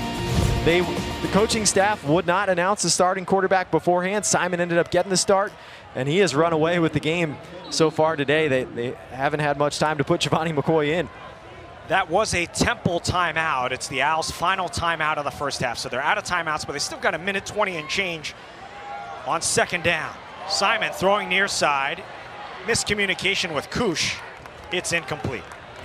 Yeah, it's interesting how they've used the young freshman tight end. They've been flexing him out, getting him lined up out wide a lot today to try to match him up on some corners, but just a miscommunication. Simon thought he was going to continue that into the end zone, and Kutch just stopped it short on a hitch route. Temple's kicker, Carl Harden, has a very strong leg, so they're well within his range here to be about 40 yards or so from here. But they would like to convert, keep the ball for the rest of the half, but it is 3rd down and 8. And for Evan Simon here, you want to pick up the first down, but you can't be too aggressive. You got to understand you've got those 3 points in your back pocket. Don't take a sack, don't throw a pick. Inside screen for Chase. And he has got the first down inside the 15. Nifty play call there by Tyler Walker. Colin Chase, they really want to get him the football a lot. They found a way there on the tunnel screen to move the chains. Clock running here, coming up in a minute to go. Temple 1st and 10. Simon throws into the flat. Caught for a Temple touchdown. 13 yards out. Therese Worthy makes it 27-10.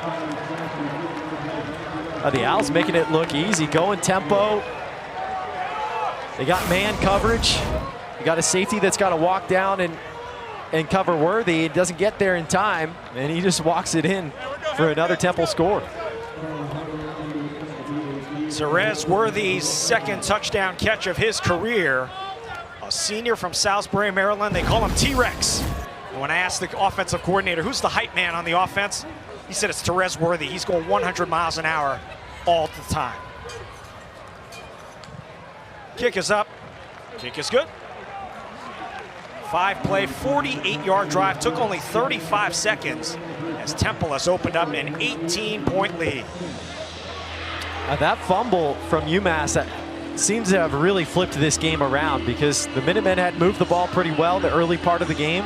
Brandon Rose loses that fumble on a nice play by Caden Supernot to knock it out.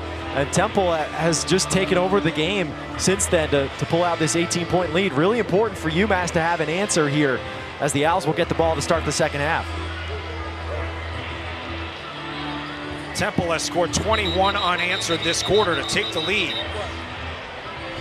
4 touchdown passes already for Evan Simon, a 6th-year senior.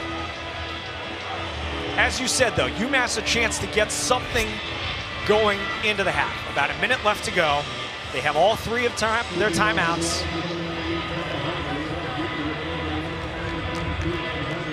Need something positive to go into the locker room.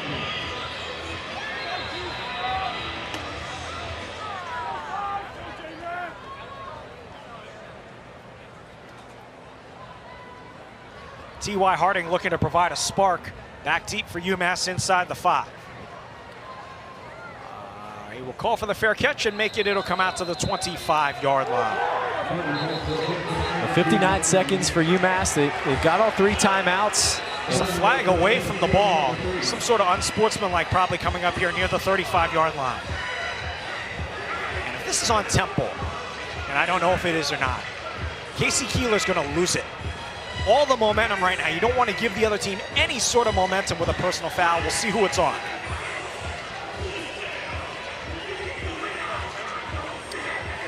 Yeah, for either team, not a good time for a penalty like that. Conduct.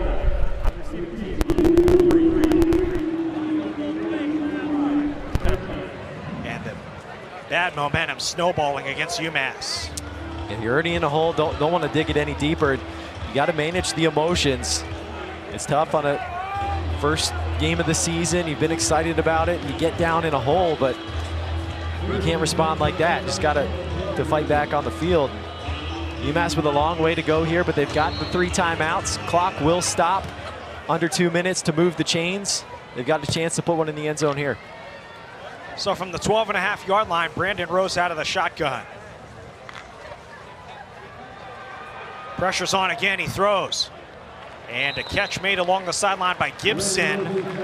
Good catch out to the 27 for a first down, a gain of about 15. A nice job by Gibson to tap the toe, make sure he stays in bounds to secure that catch. They talk about drive starters, a great drive starter there. Get some forward momentum going. Rose takes the shotgun snap. He's flushed out of the pocket. And he dives forward past the 30. They should probably call a timeout here. They will, with 47 seconds left. A good deep coverage there by Temple.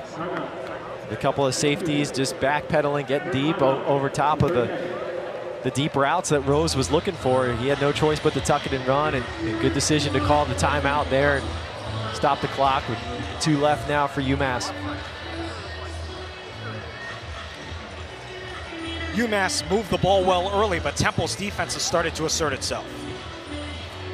And the pass rush has been good for Temple lately, and it all started on this fumble. Caden Superknott swiping that ball out. Powell with the recovery. Temple would score a touchdown off of it on offense. That really got the momentum going. Then UMass had first and goal at the 3-yard line. Temple gets the stop. This was the 4th down play.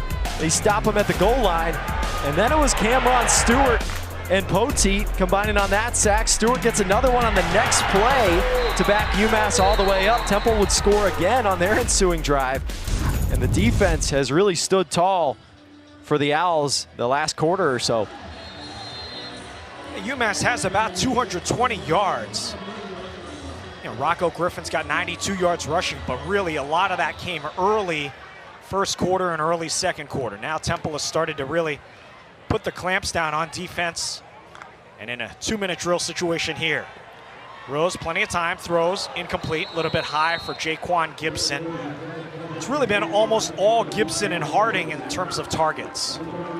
Those have been the guys that Rose has relied on. That they feel like Jake McConaughey can be a guy that can contribute, and Donnie Gray as well at receiver, but they just haven't been open as much today.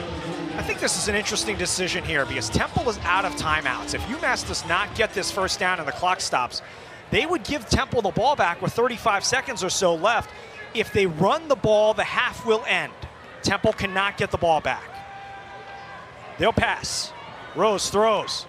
Incomplete. So the clock stops with 38 seconds left, and Temple will get the ball back with no timeouts.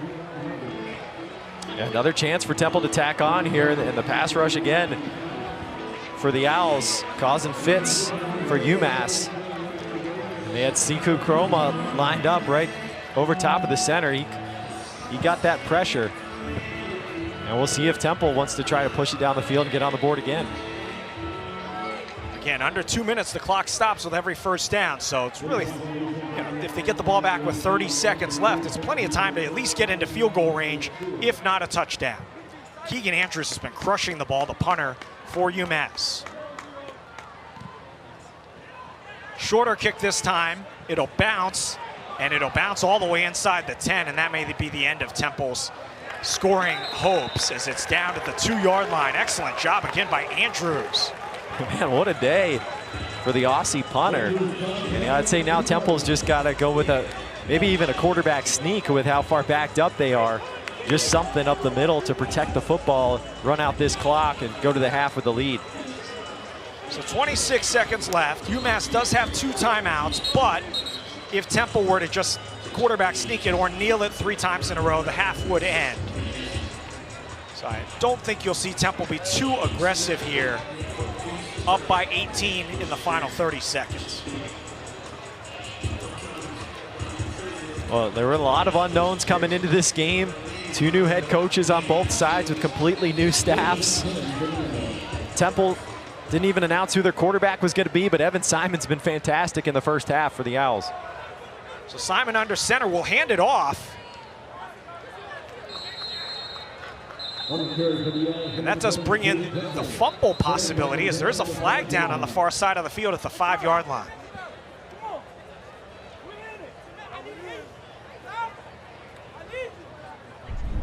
Offsides against UMass.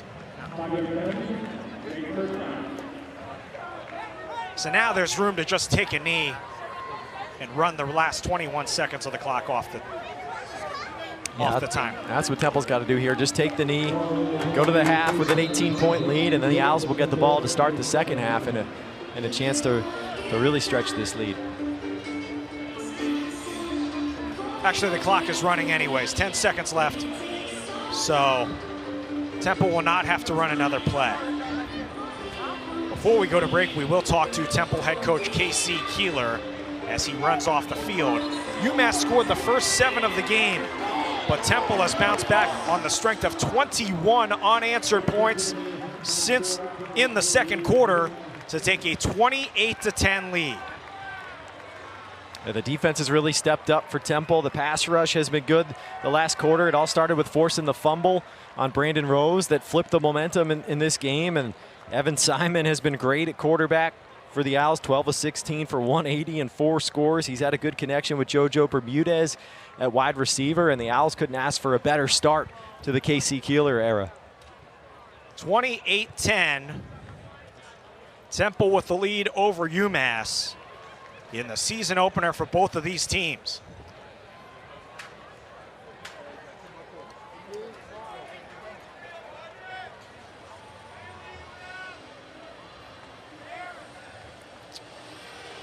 (28-10) is the score.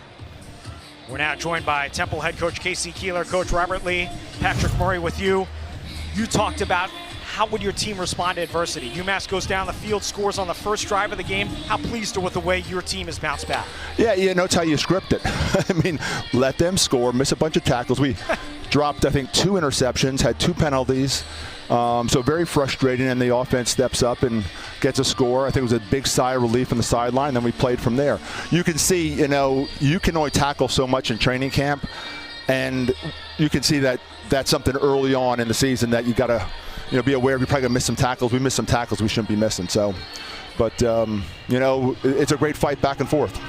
Coach, coming into the game, you had 2 quarterbacks that you felt good about. What have you liked that you've seen from Evan Simon so far today? Yeah, it's tough to pull Evan and give Giovanni a chance because, again, I mean, we're moving the ball. He has great command of the offense, throwing a great ball right now. So, and that's why we never want to get pinned into a situation where, hey, we're going to play one guy the second series or the third series, because it's football. It's a crapshoot. You never know what you're going to get. But Evan's played really well, great command of the offense, and he's scoring some points. Coach, we appreciate the time. Good luck in the second half. All right, thanks, guys. K.C. Keeler, the head coach of Temple, and his team with 21 unanswered in the second quarter to take a 28-10 lead here on the road at UMass. Season opener, first game for 2 new head coaches, and it's been the Owls up 18 so far. When we return, the halftime report, a great look at the career of Lee Corso when we return.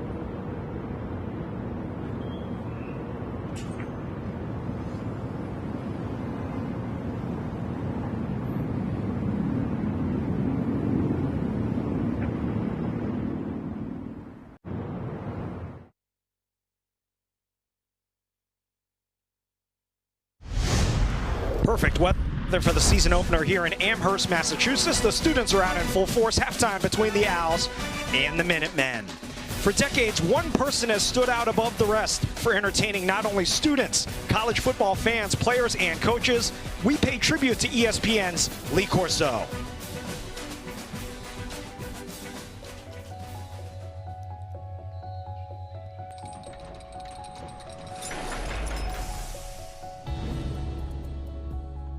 When LC puts on the headgear every Saturday morning, that is the moment when the day of football can start. Could have never have dreamt that it would have become where we are today, where fans every week, that's what they wait for, to see which headgear he's going to put on. I like Ohio State's speed and power, but I question their place kicker and their punter. The headgear tradition started in 1996 at Ohio State.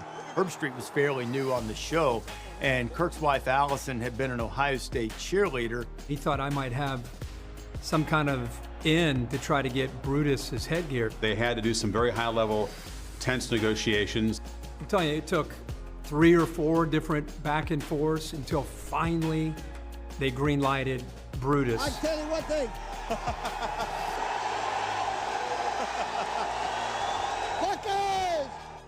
Let's just examine the Brutus head. It's a head representing a nut, a two-tone nut. I like the Buckeyes. So it's ridiculous looking. You can't help but laugh. Hey, hey, hey, hey, hey.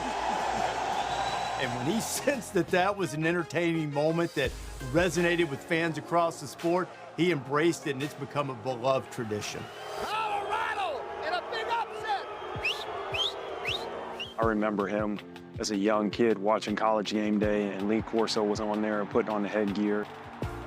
He is College Game Day. I feel like I've been watching Lee Corso do that since, I was in high school. The different antics he's used and mascots he's used has been pretty incredible. Entire wolf costume, a purple cow! To this day, I still watch and anticipate to see what he's going to do. Go Navy, beat Army. Seeing him fire off the guns is pretty funny. My favorite one, we're at Texas, and McConaughey starts wrestling the LSU Tiger head off of LC. There was a little trickle of blood. Katy Perry was incredible. Like, she damn near broke my man's nose, taking the mascot head off of him. How can you pick against SMU? He's thrown out some words that might needed to be edited. My favorite memories definitely include live animals. We got a live duck loose on the set. He's not afraid of gamecocks. He's not afraid of alligators. He's not afraid of dogs of any kind. That dog is beautiful. That dog is ugly. Give me this thing here. I think the best part is when Coach does the okey-doke, where he grabs one head, gets ready to put it on, and then he chucks it to the side and grabs the other one. Penn State. Give him that head. Does that mean you're going to go against your first love, Brutus?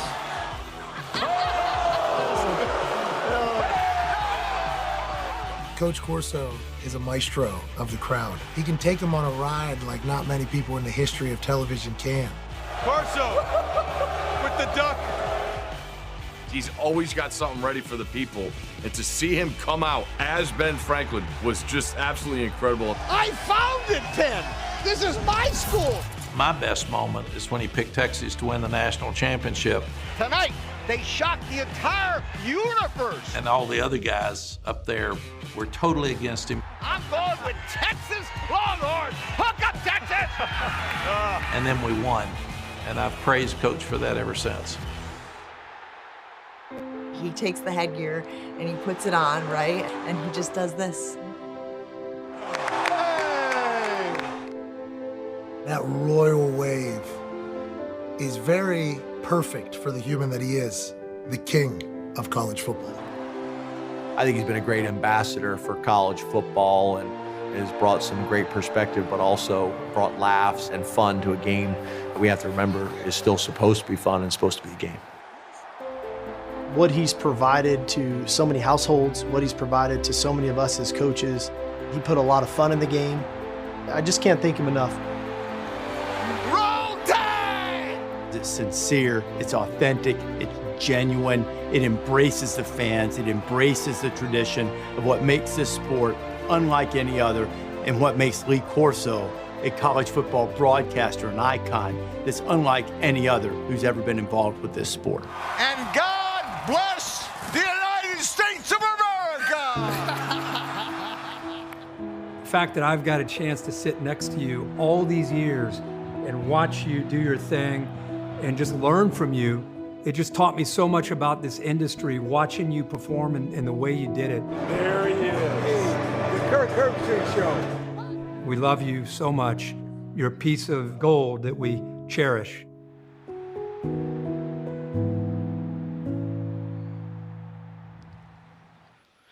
Hope you got a chance to check out College Game Day this morning. An incredible tribute to a true icon, Lee Corso. And when he put on the Buckeye hat for the last time, I know it got a little dusty at the Residence Inn in West Springfield. More to come on the halftime show right after this. We're here at Temple and UMass.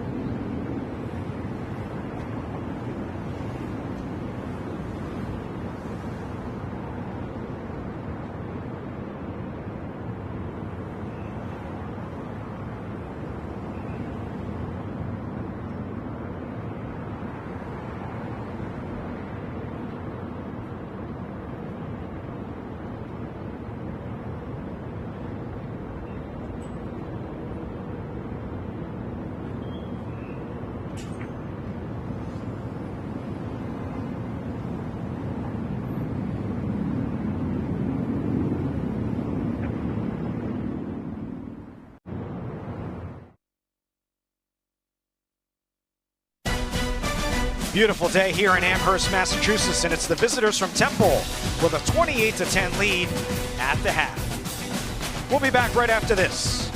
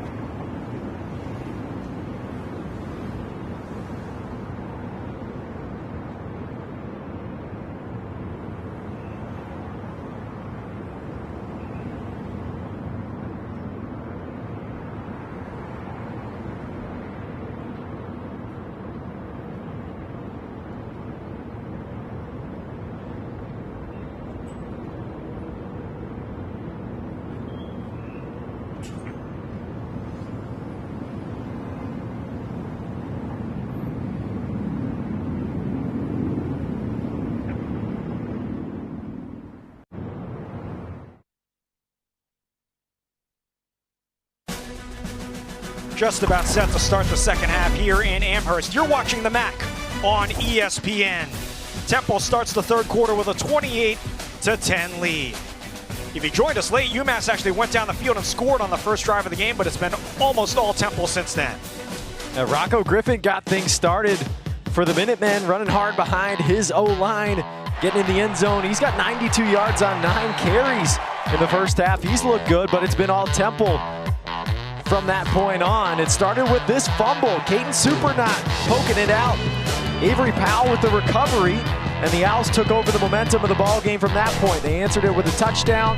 Evan Simons looked really good at quarterback, hitting his tight end, Peter Clark, right there. Another one to Kajaya Holloway in his first touchdown catch as a Temple Owl. And Simon going back to his tight end, Clark. 4 touchdown passes on the first half for the senior quarterback, Evan Simon. The final one to his running back, Terez Worthy, to put Temple up 28-10. Take a look at the first half stats.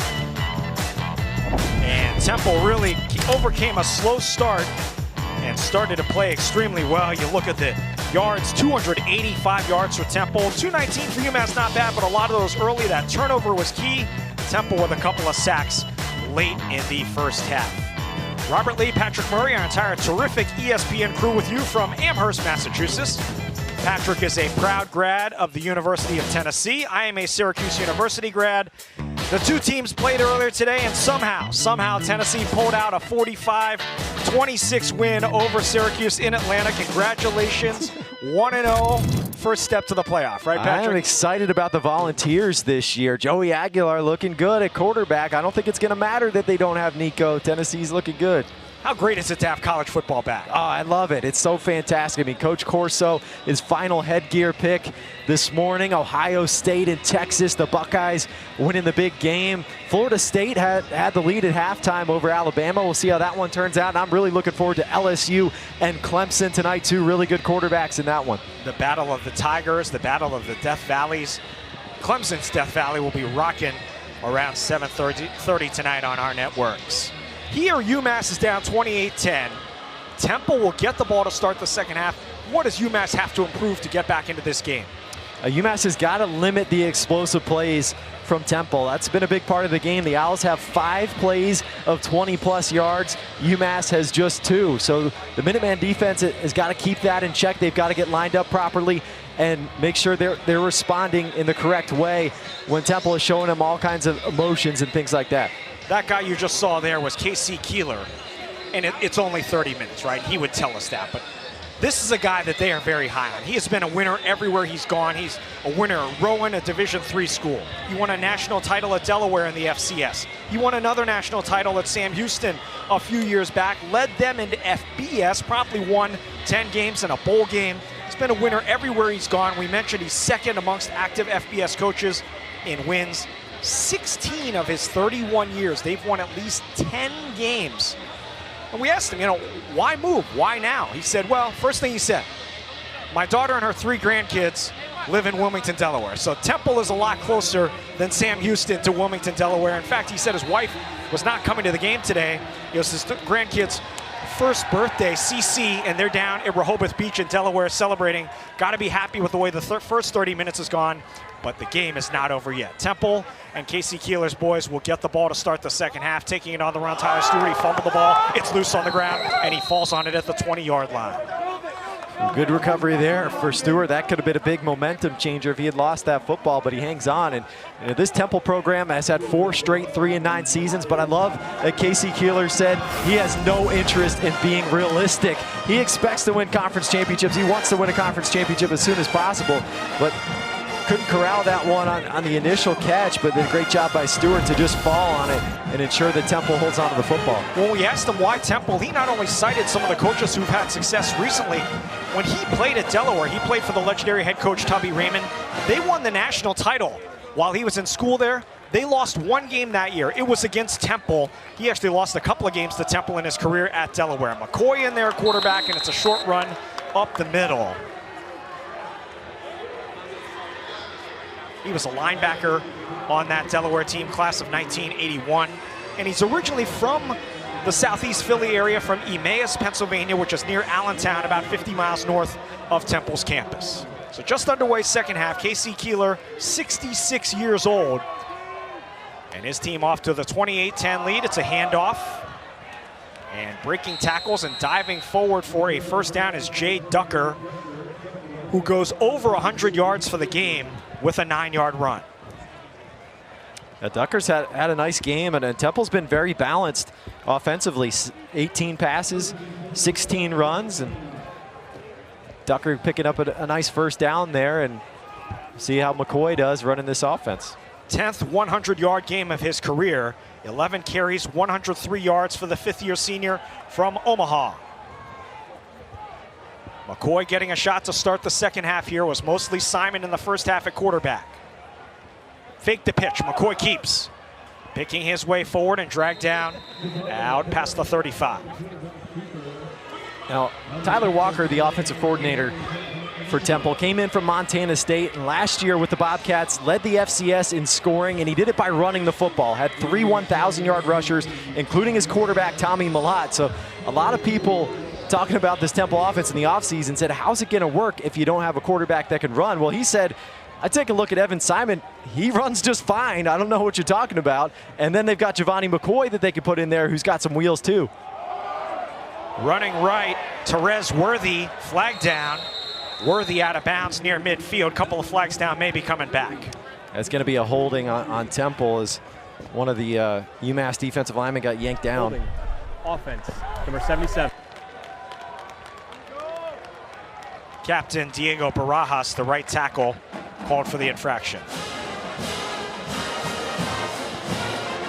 Penalties have not been a big issue for the Owls today. That's just their third one, but that negates a pretty good gain. Only 4 penalties in that first half for UMass. So not a huge factor in the game. They did have that one turnover that really swung the momentum of the game.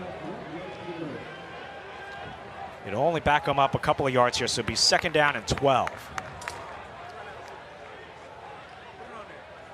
Giovanni McCoy from the Los Angeles area hands it off, and running over the left side is Therese Worthy.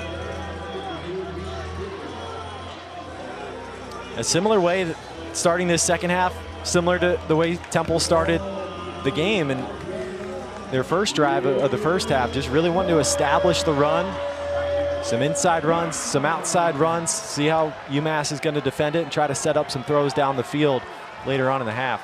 Temple 3 out of 5 on third down in that first half. UMass looking for a stop here. McCoy rolls out to his right, throws into the flat, wide open. Therese Worthy upfield, has room across midfield and driven out of bounds inside the 50-yard line at the 47. A gain of 18 and a first down. Yeah, they've done a good job using Worthy in the passing game out of the backfield today. Had a touchdown catch earlier. This time just sprinting to the flat. They get a little rollout, get McCoy on the move, let him use his athleticism, and picks up an easy gain. Into UMass territory at the 47.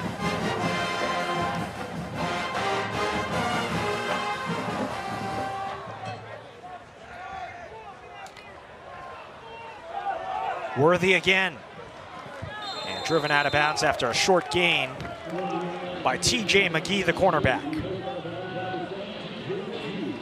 Evan Simon starting the game at quarterback for Temple. Looked really good with 4 touchdown passes in the first half. Giovanni McCoy had such a great preseason camp that Casey Keeler really didn't want to choose a quarterback coming into this game, wanted to play both of these guys, and McCoy getting his opportunity now to start the second half. Won the Freshman of the Year award nationally at Idaho his freshman season. Ducker up the middle. So not only is Temple moving the ball slowly up the field, they're taking time off the clock here. So still a long way to go. 25, 26 minutes of game action left, but this is going to be about a 5-minute drive by the time it's all over. Now some tempo here from Temple on third down. And they're going to go with a check with me. You get lined up, you let the offensive coordinator in the booth, Tyler Walker, see what the UMass defense looks like, and then he gives you a new play call to try to give you an advantage. 3rd and 7. Swing pass for Ducker. Strung out. and does gain about 4 yards on the play, maybe 3 yards. Will set up a manageable 4th down as we come up on 10 minutes left to go in the 3rd quarter. Yeah, this is a decision right here. I mean, 4th and 3. And it looks like they're going to send out the punt team, which I think is the right call. But when you have an 18-point lead, if it's a closer game, maybe you think about going for it there, but no point in pushing it. So Dante Atten will come out to punt the ball, only punted twice in that first half. UMass very late getting some players onto the field. A penalty would be enough for a Temple first down. There's no penalty flags as Atten drops it inside the 10 beautifully. Well, that was very close for UMass. If they have too many men or not enough men on the field, that's a first down for Temple. Regardless, UMass takes over inside its own 10. They get the stop early in the 3rd quarter.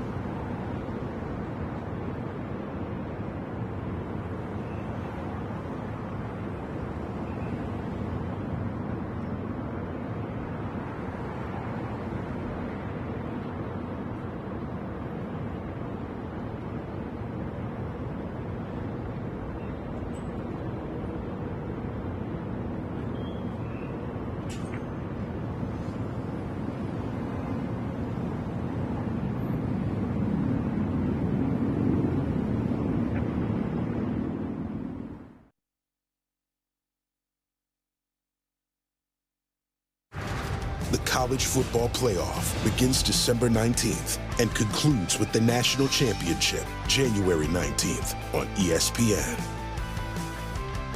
We're just starting the bulk of the season today, but looking down the road, still 12-team college football playoff.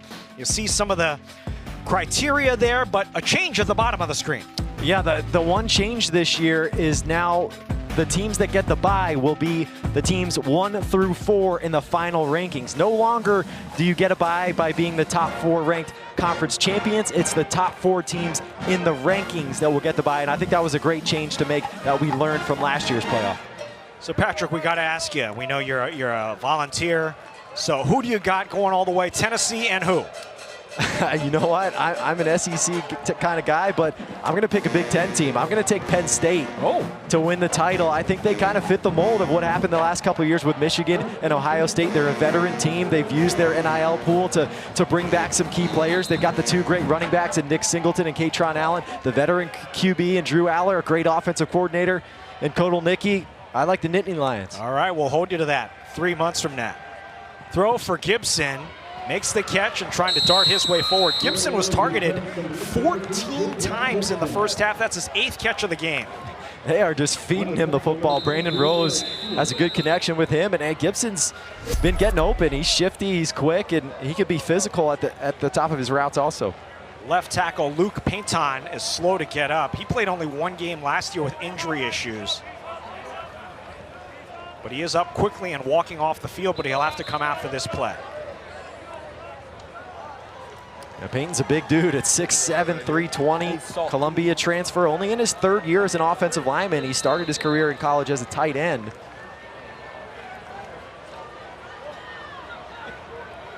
So it was a gain on first down of about 4 yards.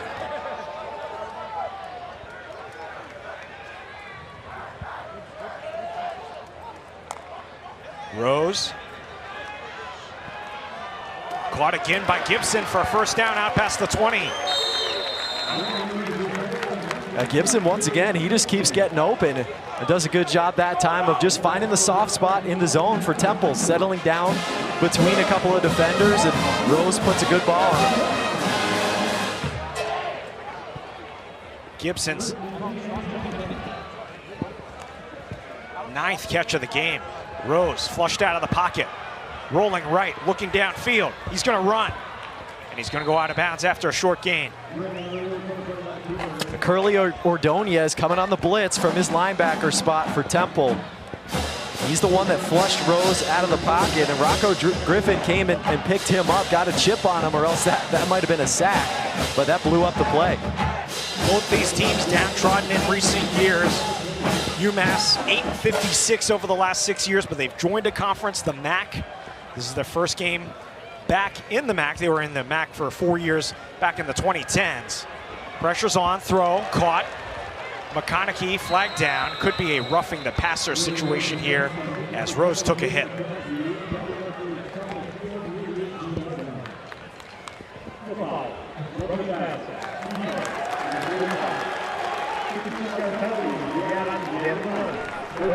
That's a big penalty, as it'll give UMass 15 yards and a first down.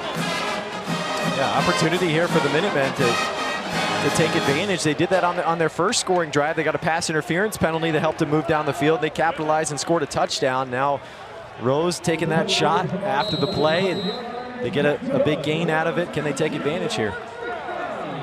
UMass comes off a 2-win season, have not beaten an FBS school in 2 years, on a 12-game losing streak against FBS schools, and trying to rally to end that here. Another catch for Gibson, his 10th. And Brandon Rose doing a good job getting the ball out quick there. Another blitz from Temple. Curly Ordonez coming again from the linebacker spot. Rose just finding his favorite target, Gibson, on a little hitch route with some space on the outside. Midway third quarter. Jaquan Gibson from Fayetteville, North Carolina, about an hour south of Raleigh, is having a huge game. Rose back to pass. Hit as he throws. It's complete. Nice grab there by Tyree Kelly. First time we've called his name today. And it's a UMass first down, a gain of 15. Kelly, the transfer from South Florida, matched up one-on-one against a safety. What a throw from Rose, going to the opposite sideline, putting it on the money. All passes on this drive. Still a lot of time to go, but it's been effective for Rose so far. And on cue, here's a run. And a short run for Griffin. Now, Rocco Griffin's been real effective today. I mean, before that carry, he's averaging over 10 yards a touch. But most of that came on the 41-yard gain he had. 92 yards in the first half for Griffin, as you said, on just 9 carries and a touchdown.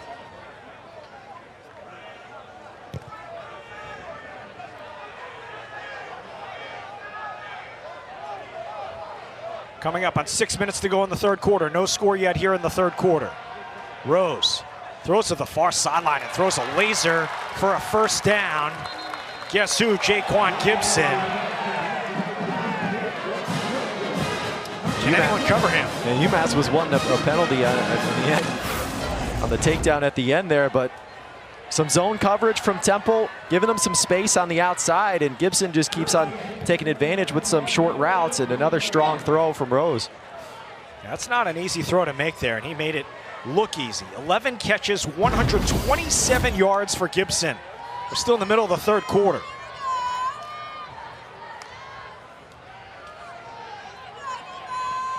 Almost intercepted. Broken up nicely there by Ben Osweke, the cornerback. We've called his name a few times today. Yeah, Osweke's all over that. Rose kind of forced that one there. He's starting to feel the pressure a little bit. Had to get rid of it. And Osweke was covering him like a blanket.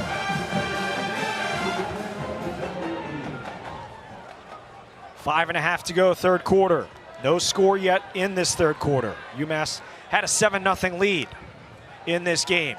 Rose, quick screen, caught McConaughey, and a nice tackle in the open field to prevent a bigger gain. It'll be third down. Casey Killer was telling us right before the half, he was really unhappy with the way Temple tackled to start the game, but they've cleaned that up since then. A good open field hit by Avery Powell, just taking out the legs. Third down here, and this probably 4-down territory with an 18-point deficit and 5 minutes to go in the third quarter. Rose, pump fakes, has time, lobs it into the near corner, incomplete. Intended for Max Dowling, the backup tight end. There is a flag down at the 7-yard line.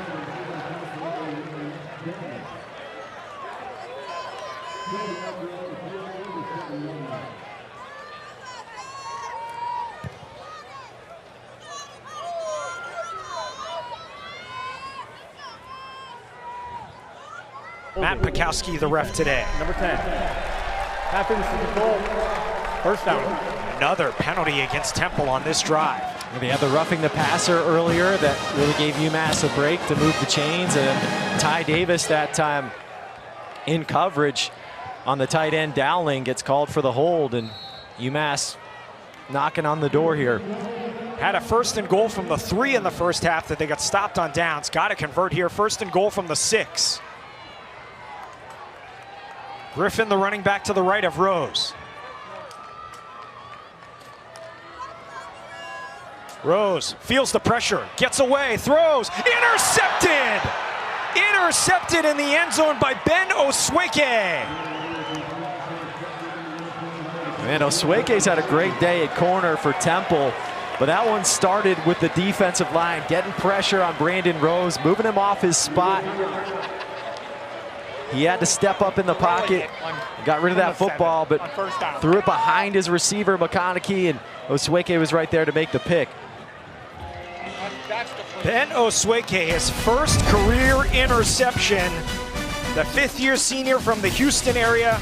A back-breaking turnover for UMass in the end zone. 28-10, Temple maintains the lead.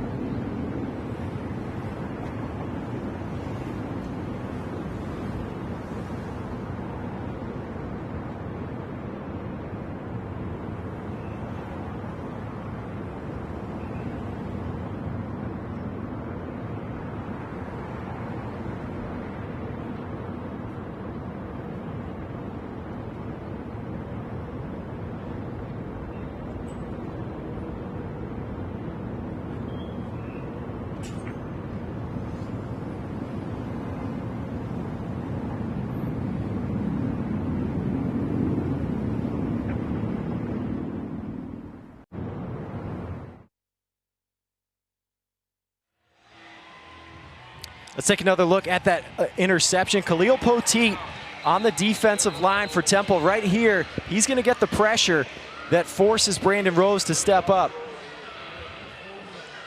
Poteet coming right up the middle. Great swim move. forces Rose to step up. He has to get rid of the ball quickly. It's an inaccurate throw, and Osweke is right there to make the pick for Temple and take potential points off the board for UMass. So 2 times into the red zone, long drives, 4-minute type drives, stopped at the 1-yard line on one, and a turnover in the end zone on Osweke's first career interception. Evan Simon back in at quarterback. He will hand it off on a misdirection play, and UMass was not fooled. And those have been 2 huge plays in the game. You talk about the first goal line stand and then the interception here. That's at least 6 points, possibly even 14 more points that could have been on the board for UMass. And this is a much closer ball game, but Temple's defense has made the plays down in the red zone to keep the Minutemen out of the end zone. So Temple with an 18-point lead and about 4 minutes left to go in the third quarter will look to drive and take some time off the clock. It's Simon keeping, and he dives down. Now he dove shoulder first, so he does pick up the first down out past the 30, a gain of 10. A nice play design there from Tyler Walker. You get a lot of motion, a lot of eye candy that the UMass defense has to deal with. And look at the 2 pullers in front of Simon. You get a receiver out there in Bermudez. You get the big tight end and Peter Clark to get some blockers in front of him and give him room to move the chains.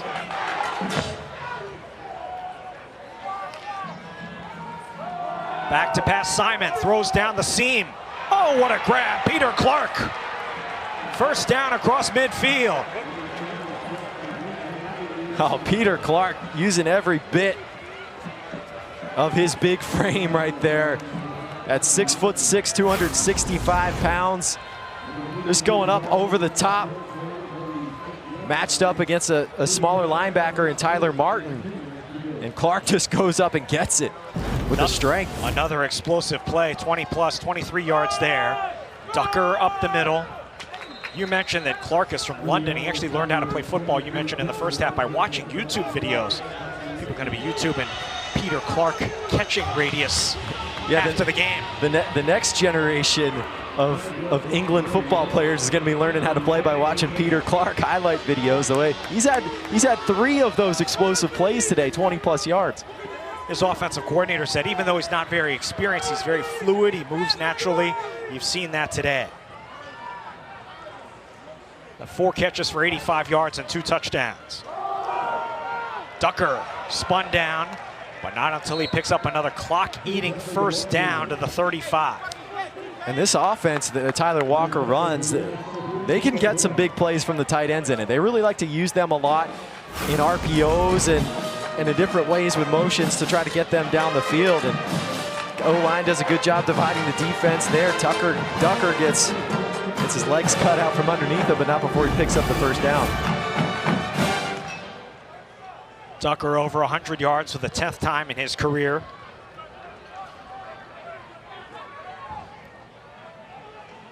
Under 2 minutes to go in the third quarter. Pass into the flat for a wide open Bermudez. UMass closes in on him, but not until another good gain. Tackle made by Darion Craig. First time we've called his name today, gain of 9. And Bermudez going in motion there, and they really like to mess with you in this offense with a lot of motions. Bermudez, he starts going in motion, then he stops, acts like he's going to go back the other way, keeps going in motion. And as a defender, if you have to match that, you don't know where he's going, that's tough to do, and that's what got him open out in the flat.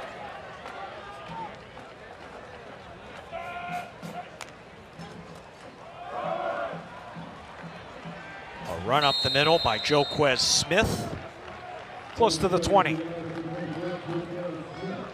A very deep running back room for Temple. It's been Jay Ducker that's gotten the vast majority of the carries today. He's got 117 on 15 carries.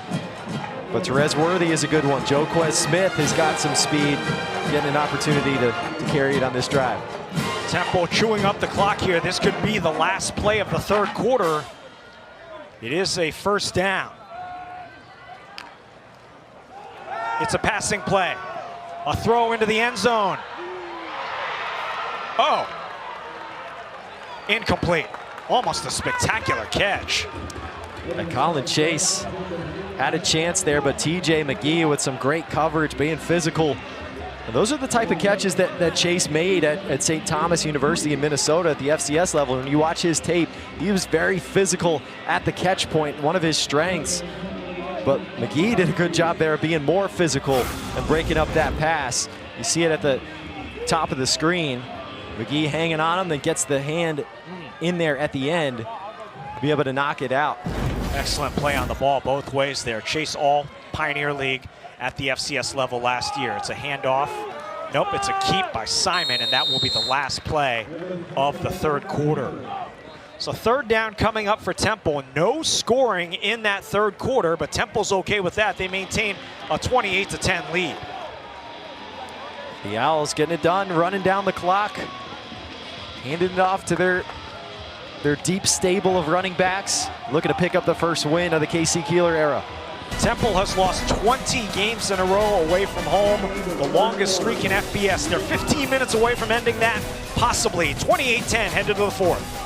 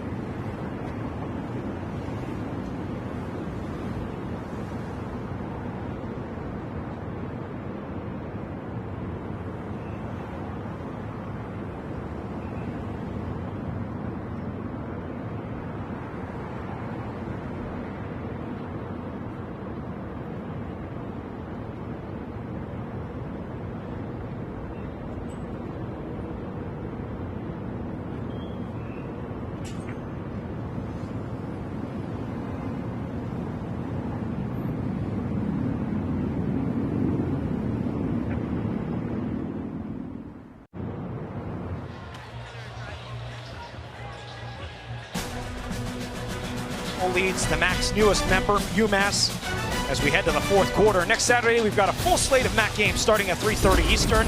UMass will be back home when they host Bryant out of the FCS. West Virginia at Ohio. Ohio gave Rutgers all they could handle the other night. And you like that Western Kentucky-Toledo game. Toledo played well today. Toledo gave Kentucky all it could handle, 24-16 in that one. Western Kentucky, certainly a contender for the Conference USA Championship. The Rockets, a contender in the MAC, two really good quarterbacks. I think that'll be a fun one. But it seems like every year there's always a MAC upset, right? Last year it was Northern Illinois over Notre Dame. Maybe Ohio could do it to West Virginia. We'll see. Fly that pirate flag. Toledo, the preseason pick to win the MAC. Starting the fourth quarter, Evan Simon on third down for Temple. Fakes the handoff, rolls out left. Pressured, throws. It is caught for a first down inside the 10, breaking a tackle, Bermudez. And it'll be first and goal. Robert Lee, Patrick Murray, our entire crew with you from McGurk Alumni Stadium in Amherst, Massachusetts, where Temple is looking to break a 20-game road losing streak and start the year 1-0 under new head coach K.C. Keeler. Evan Simon getting the start at quarterback today. The senior using his athleticism on the edge there, throwing on the move to find JoJo Bermudez, the transfer from Delaware. Evan Simon had a game last year against Utah State that he had 5 touchdown passes and ran for 1. He's got 4 TD passes as of now. Gets away. He's going to run for it. He dives for the end zone, and he's stopped at the 1-yard line. Oh, nice play there by Evan Simon to escape the pressure. Temple had a mesh concept called. They're running shallow crossers, trying to create a rub over the middle of the field. UMass covered it up well. The pressure's starting to get there, but Simon wiggled his way out of a defensive lineman's grasp to keep that play alive. UMass brings in some bigger personnel on defense. Lowering the shoulder. He tries to get to the end zone there, and the knee down at the 1-yard line. That's a great call. With the ball just short of the goal line. Great job by the line judge there. So Simon will go under center with the I formation on 2nd and goal. He'll hand it off, and UMass stops him. It was Therese Worthy stopped for a loss of a couple. The D-line standing tall for the Minutemen, and they're going to need a goal line stand here if they're going to have a chance to come back in this ball game. This drive has taken about 6 minutes off the clock, with Temple leading UMass by 18 and looking to, for all intents and purposes, almost put the game away if they can score another touchdown here. UMass very late getting some substitutions in. The referee will make them hold up until they get those in, and now to be 3rd and goal. Play action. Simon throws, Kush has got it, he dives for the end zone and a touchdown! First career catch and score for Ryder Kush, 34-10. Kush, the true freshman out of White Rock, British Columbia. They get him on the move, coming across the screen. Simon off the play action bootleg, throws a nice accurate ball and the dive into the end zone to extend this Temple lead. Love the athleticism from the big freshman tight end to outrun the linebacker in coverage and get to the pylon. His offensive coordinator said when he got to Temple, he had played his prep school year at the Hun School in New Jersey. Said, who is that? Didn't look like a guy he was expecting to be in the room. Ryder Kush, bright future. 35-10 after the extra point by Hardin. Temple is rolling on offense. 5 touchdown passes on the day for Evan Simon. He likes throwing to his tight ends. The true freshman, Ryder Kush, with the touchdown.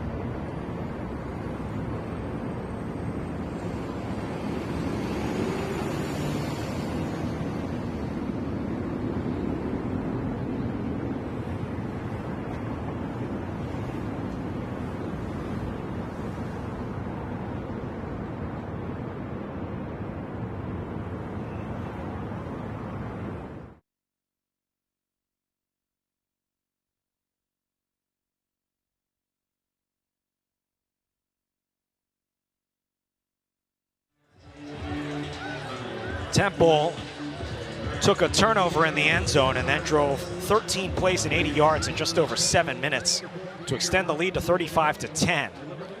It appeared that UMass was warming up their backup quarterback, Grant Jordan. We'll have to see if he comes out with the offense on the next drive. Ready to kick it away are the Temple Owls.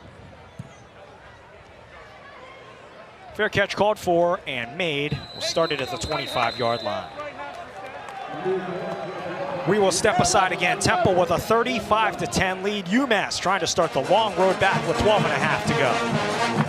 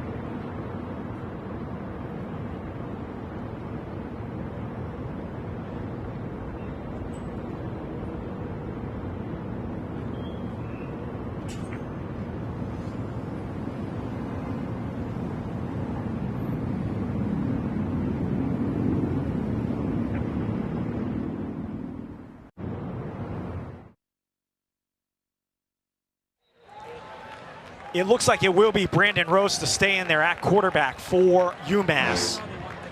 They want to get him some experience too. I mean, he's only played basically one full game in his career last year at Utah. And I don't think he's played poorly. He's 20 of 31, 183, and an interception. UMass has moved the ball pretty well. They just haven't been able to finish drives. Temple had the goal line stand when UMass had first and goal from the 3 in the first half, and then Rose threw the interception in the end zone on the previous drive. And if they get points there, this is a closer ball game. UMass down 4 scores with about 12 and a half minutes to go in the Minutemen.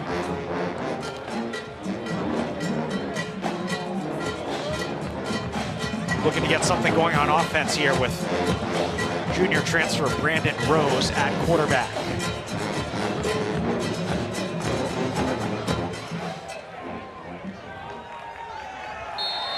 A couple of turnovers have been key, as they always are. His coach said that would be a key factor in the game, and it almost always is. Rose with an interception and a fumble today. He'll throw into the flat. It's incomplete. It'll be second down. Joe Harasimiak talked about his keys coming into this game, which could be key to any game this year for UMass: turnovers, explosive plays, and penalties. UMass has 2 turnovers. Temple has 0. Temple has beaten UMass in terms of explosive plays, and in terms of penalties, they're pretty even. Yeah, I think, as you said, if Temple goes on to win this game, it won't be a mystery why. It'll be fairly easy to diagnose a couple plays, a couple turnovers that were really why Temple was able to win the game. Rose back to pass. Throws to Gibson across the middle. Swarmed under by 3 or 4 Temple tacklers. And it'll set up a third down. Jaquan Gibson really racking up the catches today, number 12 for him, and had 23 catches on the season last year.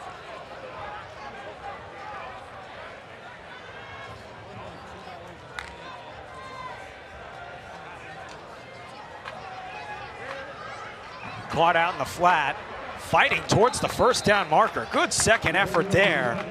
And it is enough for a first down by Donnie Gray. First time we've called his name today, a transfer from Northwestern. Gray, a guy that offensive coordinator Mike Pajakian is really high on. They were together at Northwestern. Gray spent 4 years there. He says he's a really intelligent guy, great physical attributes, had a torn ACL that really derailed his career at Northwestern. They're excited about his potential this year. Rose, a lot of time. Throws it into traffic, incomplete, intended for Reese Adkins. At Temple just really getting into a two-safety defense, dropping their safeties deep, trying to cap off any deep routes and making Rose continue to hit those underneath throws and just dink and dunk it down the field.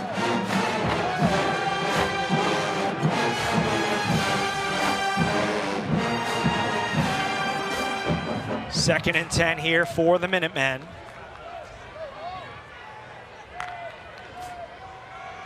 Pressure off the edge. It's a screen pass. It's caught, but snuffed out beautifully by the Temple defense. Number 98, Joseph Ozine, tracked it down from behind. Temple has done a good job with their pursuit on the defensive line today. Any of those short passes, they've been able to run them down pretty quick and not let them turn into big gains. 35-10, UMass faces a 3rd and long here, with under 11 minutes left to go.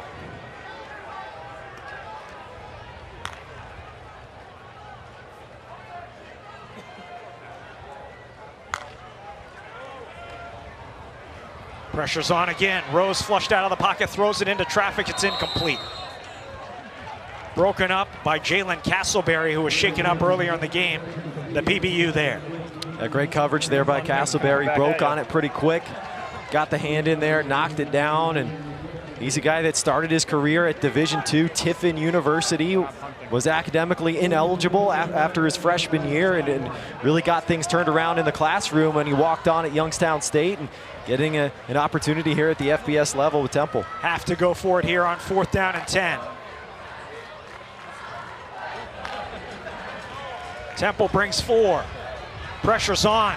Rose gets away. Hit as he throws, it's incomplete. It'll be a turnover on downs as the pass rush is getting home for Temple. Temple does a great job of flushing Rose out of the pocket, and then the linebackers close on him and break it up. Temple's just got to run out these final 10 minutes of clock.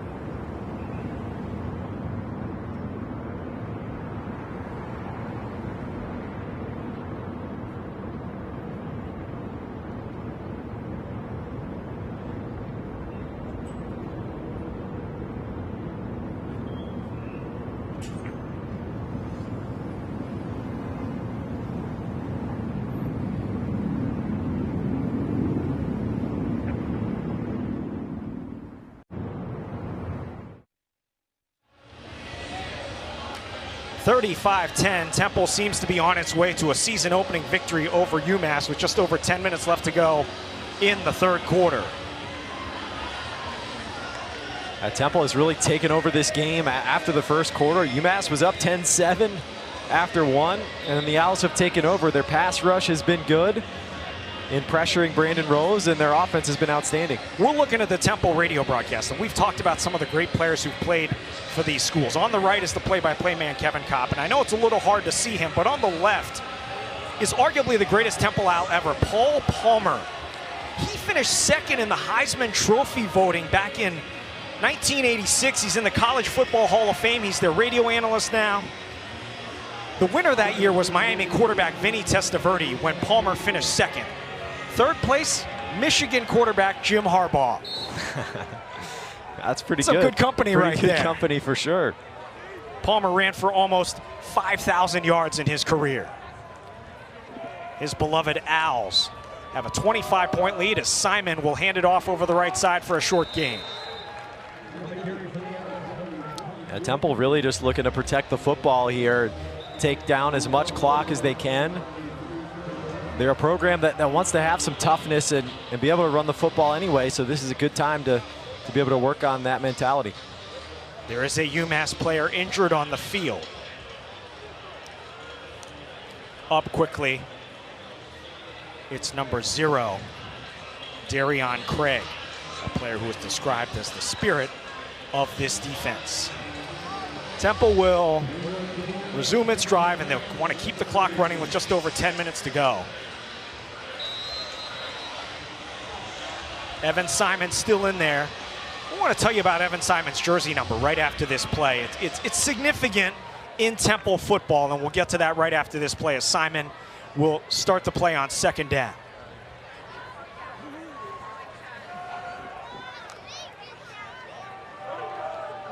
Handoff for Ducker. And he's stopped just shy of the 25-yard line.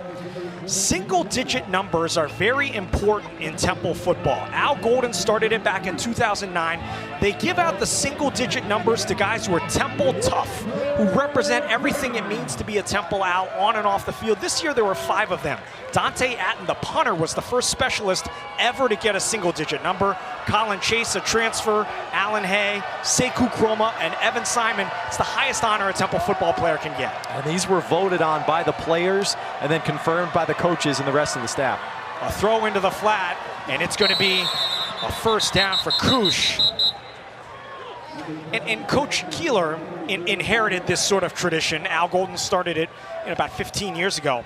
But he said one of the things he talked to his leadership council about was they thought it had become kind of political, sort of a popularity contest. And he put an end to that. He said, I'm talking to the training staff, I'm talking to the medical folks, I'm talking to the academic folks, I'm talking to the cafeteria workers. Who are the guys who exemplify what it means to be Temple tough? Yeah, Coach Keeler really wanted to make sure that it was about the guys that are truly tough on the field, but also off the field, that take care of their business in the classroom, that are good people, and that help out in the community as well. And he said it is possible that they will add more single-digit players later in the season. Ducker up the middle on a fresh set of downs for the Owls, inside the 15. And I thought it was cool, he called them battlefield promotions, right? He said we may see a few battlefield promotions where a few guys could earn a single digit later in the year. Some guys who would certainly be proud of these Temple Owls. We mentioned Paul Palmer, Joe Klecko, longtime defensive lineman with the Jets, a Pro Football Hall of Famer as a Temple grad. Probably their best player in the NFL right now is Hassan Reddick, a defensive lineman who plays for Tampa now, a first-round pick 8 years ago. And in Tampa, he plays for Todd Bowles, who is a Temple grad as well. So set up a third down. Well, third and long for Temple. I don't think you see him put the ball in the air here with a 25-point lead. 7:30 to go. They're really just looking to drain some clock. A field goal's just fine. I think you run the football, and if you break a run, good. If you don't, you'll take the points and keep draining the clock. Halfway through this fourth quarter. Took Temple about 4.5 hours to bus up here yesterday afternoon. It's going to be a happy bus ride on the way back to Philly tonight. Simon hit as he throws, hit hard. What a catch. Colin Chase goes up and gets it inside the 5. Well, the Owls decide to go to the air, and Colin Chase doing what he does best, and he is so tough at the catch point, strong hands. He goes up in the air with TJ McGee all over him and rips that ball down. Good accurate throw from Evan Simon as he takes a shot, and Chase with the strength at the catch point. First and goal from the 2 with under 7 minutes to go.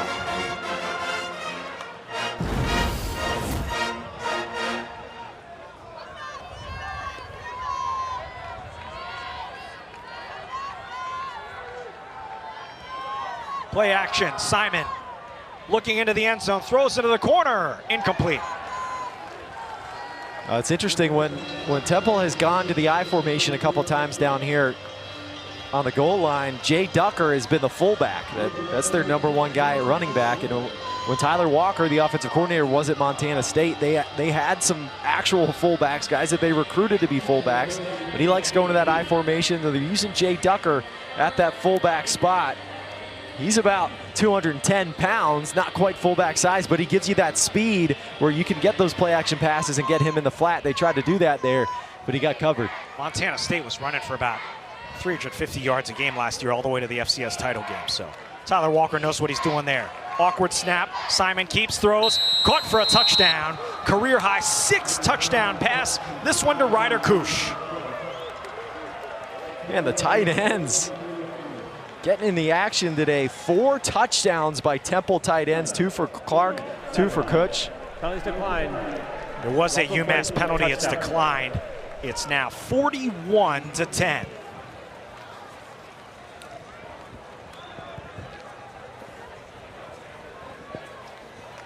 And how about Evan Simon today? 248 passing yards and 6 touchdowns. Came into the game in a battle for the starting quarterback job with Giovanni McCoy. And Simon really standing out today. 6 touchdowns, a career high. Had 20 in his entire career coming into this game. High snap. Kick is good. Not the prettiest thing Carl Hardin's ever done, but it counts. 42-10. Temple rolling here. They were down 7-0 in this game. It's been all Owls since then. 6 touchdown passes for Evan Simon, 4 of them to tight ends, 2 of them to the true freshman Ryder Kutch. 42-10 Owls.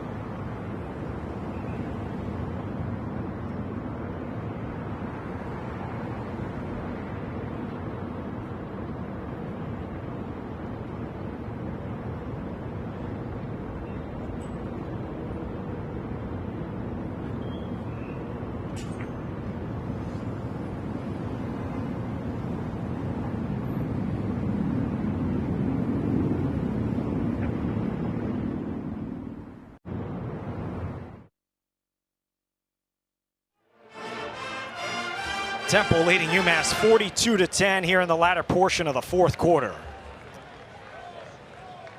We talked about Temple head coach Casey Keeler. We've sung his praises today as his team gets ready to kick off. You and I do these games, and we talk to so many coaches, and you know, honestly, some of them are just kind of routine conversations. They're, you know, talking in cliches, and it's, you know, they're useful, but they're not super noteworthy. We talked to Casey Keeler for about half an hour I think on Tuesday. I could have talked to him for another hour and a half. He had so many stories, it was unbelievable. I think he would have kept going too. If, he was enjoying it, and he worked in TV at a time too when he's between jobs between Delaware and Sam Houston. He did some analyst work and worked at NFL Films too with Ron Jaworski. And his team well on its way to a big win here on the road, as the kick will be taken for a fair catch. And, you know, our conversation with him covered the gamut of his coaching career all the way to his musical taste. He loves Bruce Springsteen. He gets them to play that at practice sometimes. But KC and the Sunshine Band. So his name, Casey Keeler, Kurt Charles Keeler. But he said, I heard in your press conference you like Casey and the Sunshine Band. He said he's got a couple favorites, Boogeyman, and I know the one you dance to at the weddings, Shake Your Booty. Shake, shake, shake. Yeah, he loves it. He gets the Temple Band to play it as much as he possibly can. He says he wants to hear that at the home games. And they're home next week. They should win this game, obviously, today. They're home next week against Howard, an FCS school. Could start 2-0. Still got to go out and win the game. But how about their Week 3 opponent? There's a cliffhanger as backup quarterback is in for UMass. In Week 3, the Temple Owls will welcome in the Oklahoma Sooners to Lincoln Financial Field on ESPN2, September 13th, noon start. Yeah, pretty big deal for Temple to get Oklahoma to come to their building. I mean, typically it goes the other way around, but they worked out a 2-for-1 deal where they go to Norman a couple of times, and the Sooners come to Philly in a couple weeks. Then another Power 4 opponent at Georgia Tech. They look good in beating Colorado last night. That's September 20th. They open American Conference play against UTSA, Texas San Antonio, on October the 4th. In at quarterback now, Grant Jordan, a transfer from Yale. He throws it far side. It is caught for a short gain. Grant Jordan, a fifth-year grad student, played 4 years at Yale. Had a good year last year, 66% completion percentage, 22 touchdowns, 3 interceptions, 5 rushing touchdowns as well. He was honorable mention All Ivy League. And UMass had a quarterback battle, 3-man quarterback battle going for a while in off-season camp. They had Brandon Rose, Grant Jordan, and the redshirt freshman A.J. Hairston all battling it out. But a couple weeks ago, they went ahead and named Rose the starter. So Jordan getting a chance to play here late in the game with 5 minutes to go. Throws it near side. It is caught. And short of the first down is Kenyon Massey, a redshirt freshman receiver. And UMass will punt. UMass has a similar schedule set up to what Temple has. They go with an FCS team next week in Bryant, and then 2 Power 4 opponents for them with Iowa and Missouri. So difficult road ahead for the Minutemen after next week, where they believe they should get a win against Bryant. And the return of the MAC here to McGurk Stadium, Western Michigan, October 4th in the MAC opener. Of course, MACtion really takes effect in November. We're going to start playing on Tuesdays and Wednesdays. We'll see how UMass fares in the MAC as Keegan Andrews. Beautiful punt, fair catch at the 16-yard line. I could see Brandon Rose becoming a star of MACtion. One of those fiery quarterbacks that shows a lot of emotion, raises the intensity level of his team, can make some plays with his legs and his arm. He could be a guy in one of those 45-42 MACtion type of games that the country falls in love with if UMass gets it rolling there in conference play. And the score's not going to look good. You're going to look at the score, you're going to say 42-10. Some people might say same old UMass. I think the Minutemen have some definite positives they can build on from today's game. I think they do. I mean, those couple of goal line situations where they ended up with 0 points, that could have changed the game there. The couple of turnovers have hurt the Minutemen, but I think this is an improved roster and improved coaching staff from last year, and you could see some different results later on down the line as they start to get into the season. McCoy pulls it, throws it out into the flat. There is a flag down on the far side of the field. The catch is made by Daniel Evert, a backup tight end from Germany. They've got a lot of international flair in that tight end room from Temple. You got Peter Clark from England, Evert from Germany. You got Kutch from Canada. Penalty on UMass will cost them 5 yards. Again, UMass led this game 10-7 at the end of the first quarter. 35 unanswered by Temple to take total control with 4 minutes left to go in the game. And it really all started with that fumble. UMass was rolling on offense. They were moving the ball down the field. Brandon Rose got upended. He was up in the air, and Caton Supernaut made a great play for the Owls to knock the football out. And Temple took advantage and took over the momentum of the game from that point forward. Clock running with 3.5 to go.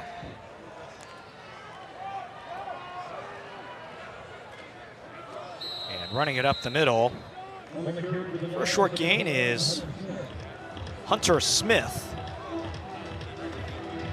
I believe the first time we've called his name today, there was Joquez Smith earlier. That's Hunter Smith's first carry, a transfer from Louisiana Monroe.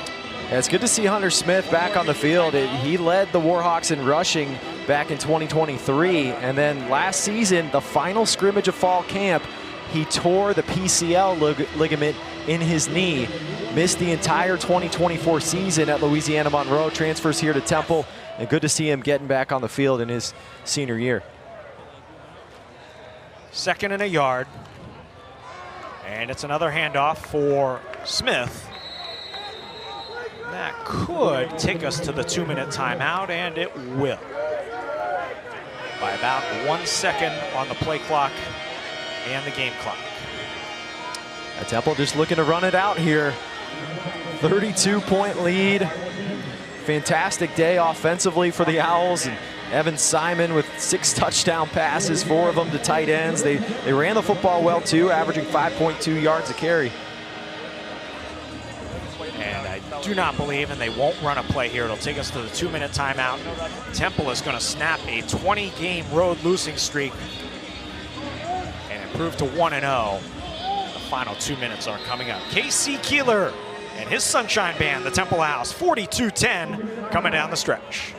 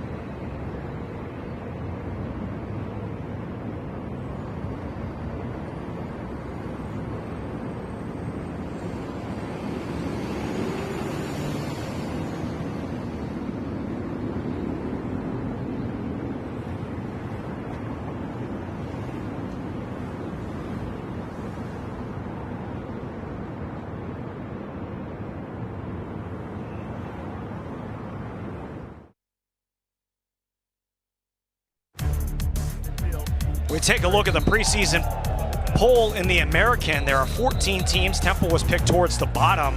Tulane, Navy, and Memphis the top 3. You'll see Florida Atlantic next week, but South Florida, big win to start the season. Oh yeah, the Bulls looked like a true college football playoff contender. What they did to Boise State, who was the favorite to be the group of 5 representative in the college football playoff, South Florida whooped them up.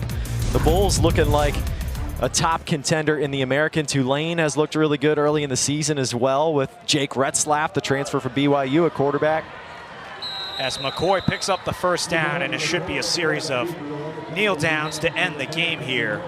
So Temple will break a 20-game road losing streak. They have not won a road game of any kind since September of 2021, 4 years ago when they beat Akron.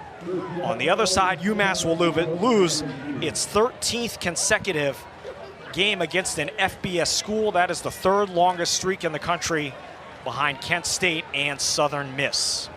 Looks like Temple is still running normal plays here with 90 seconds to go.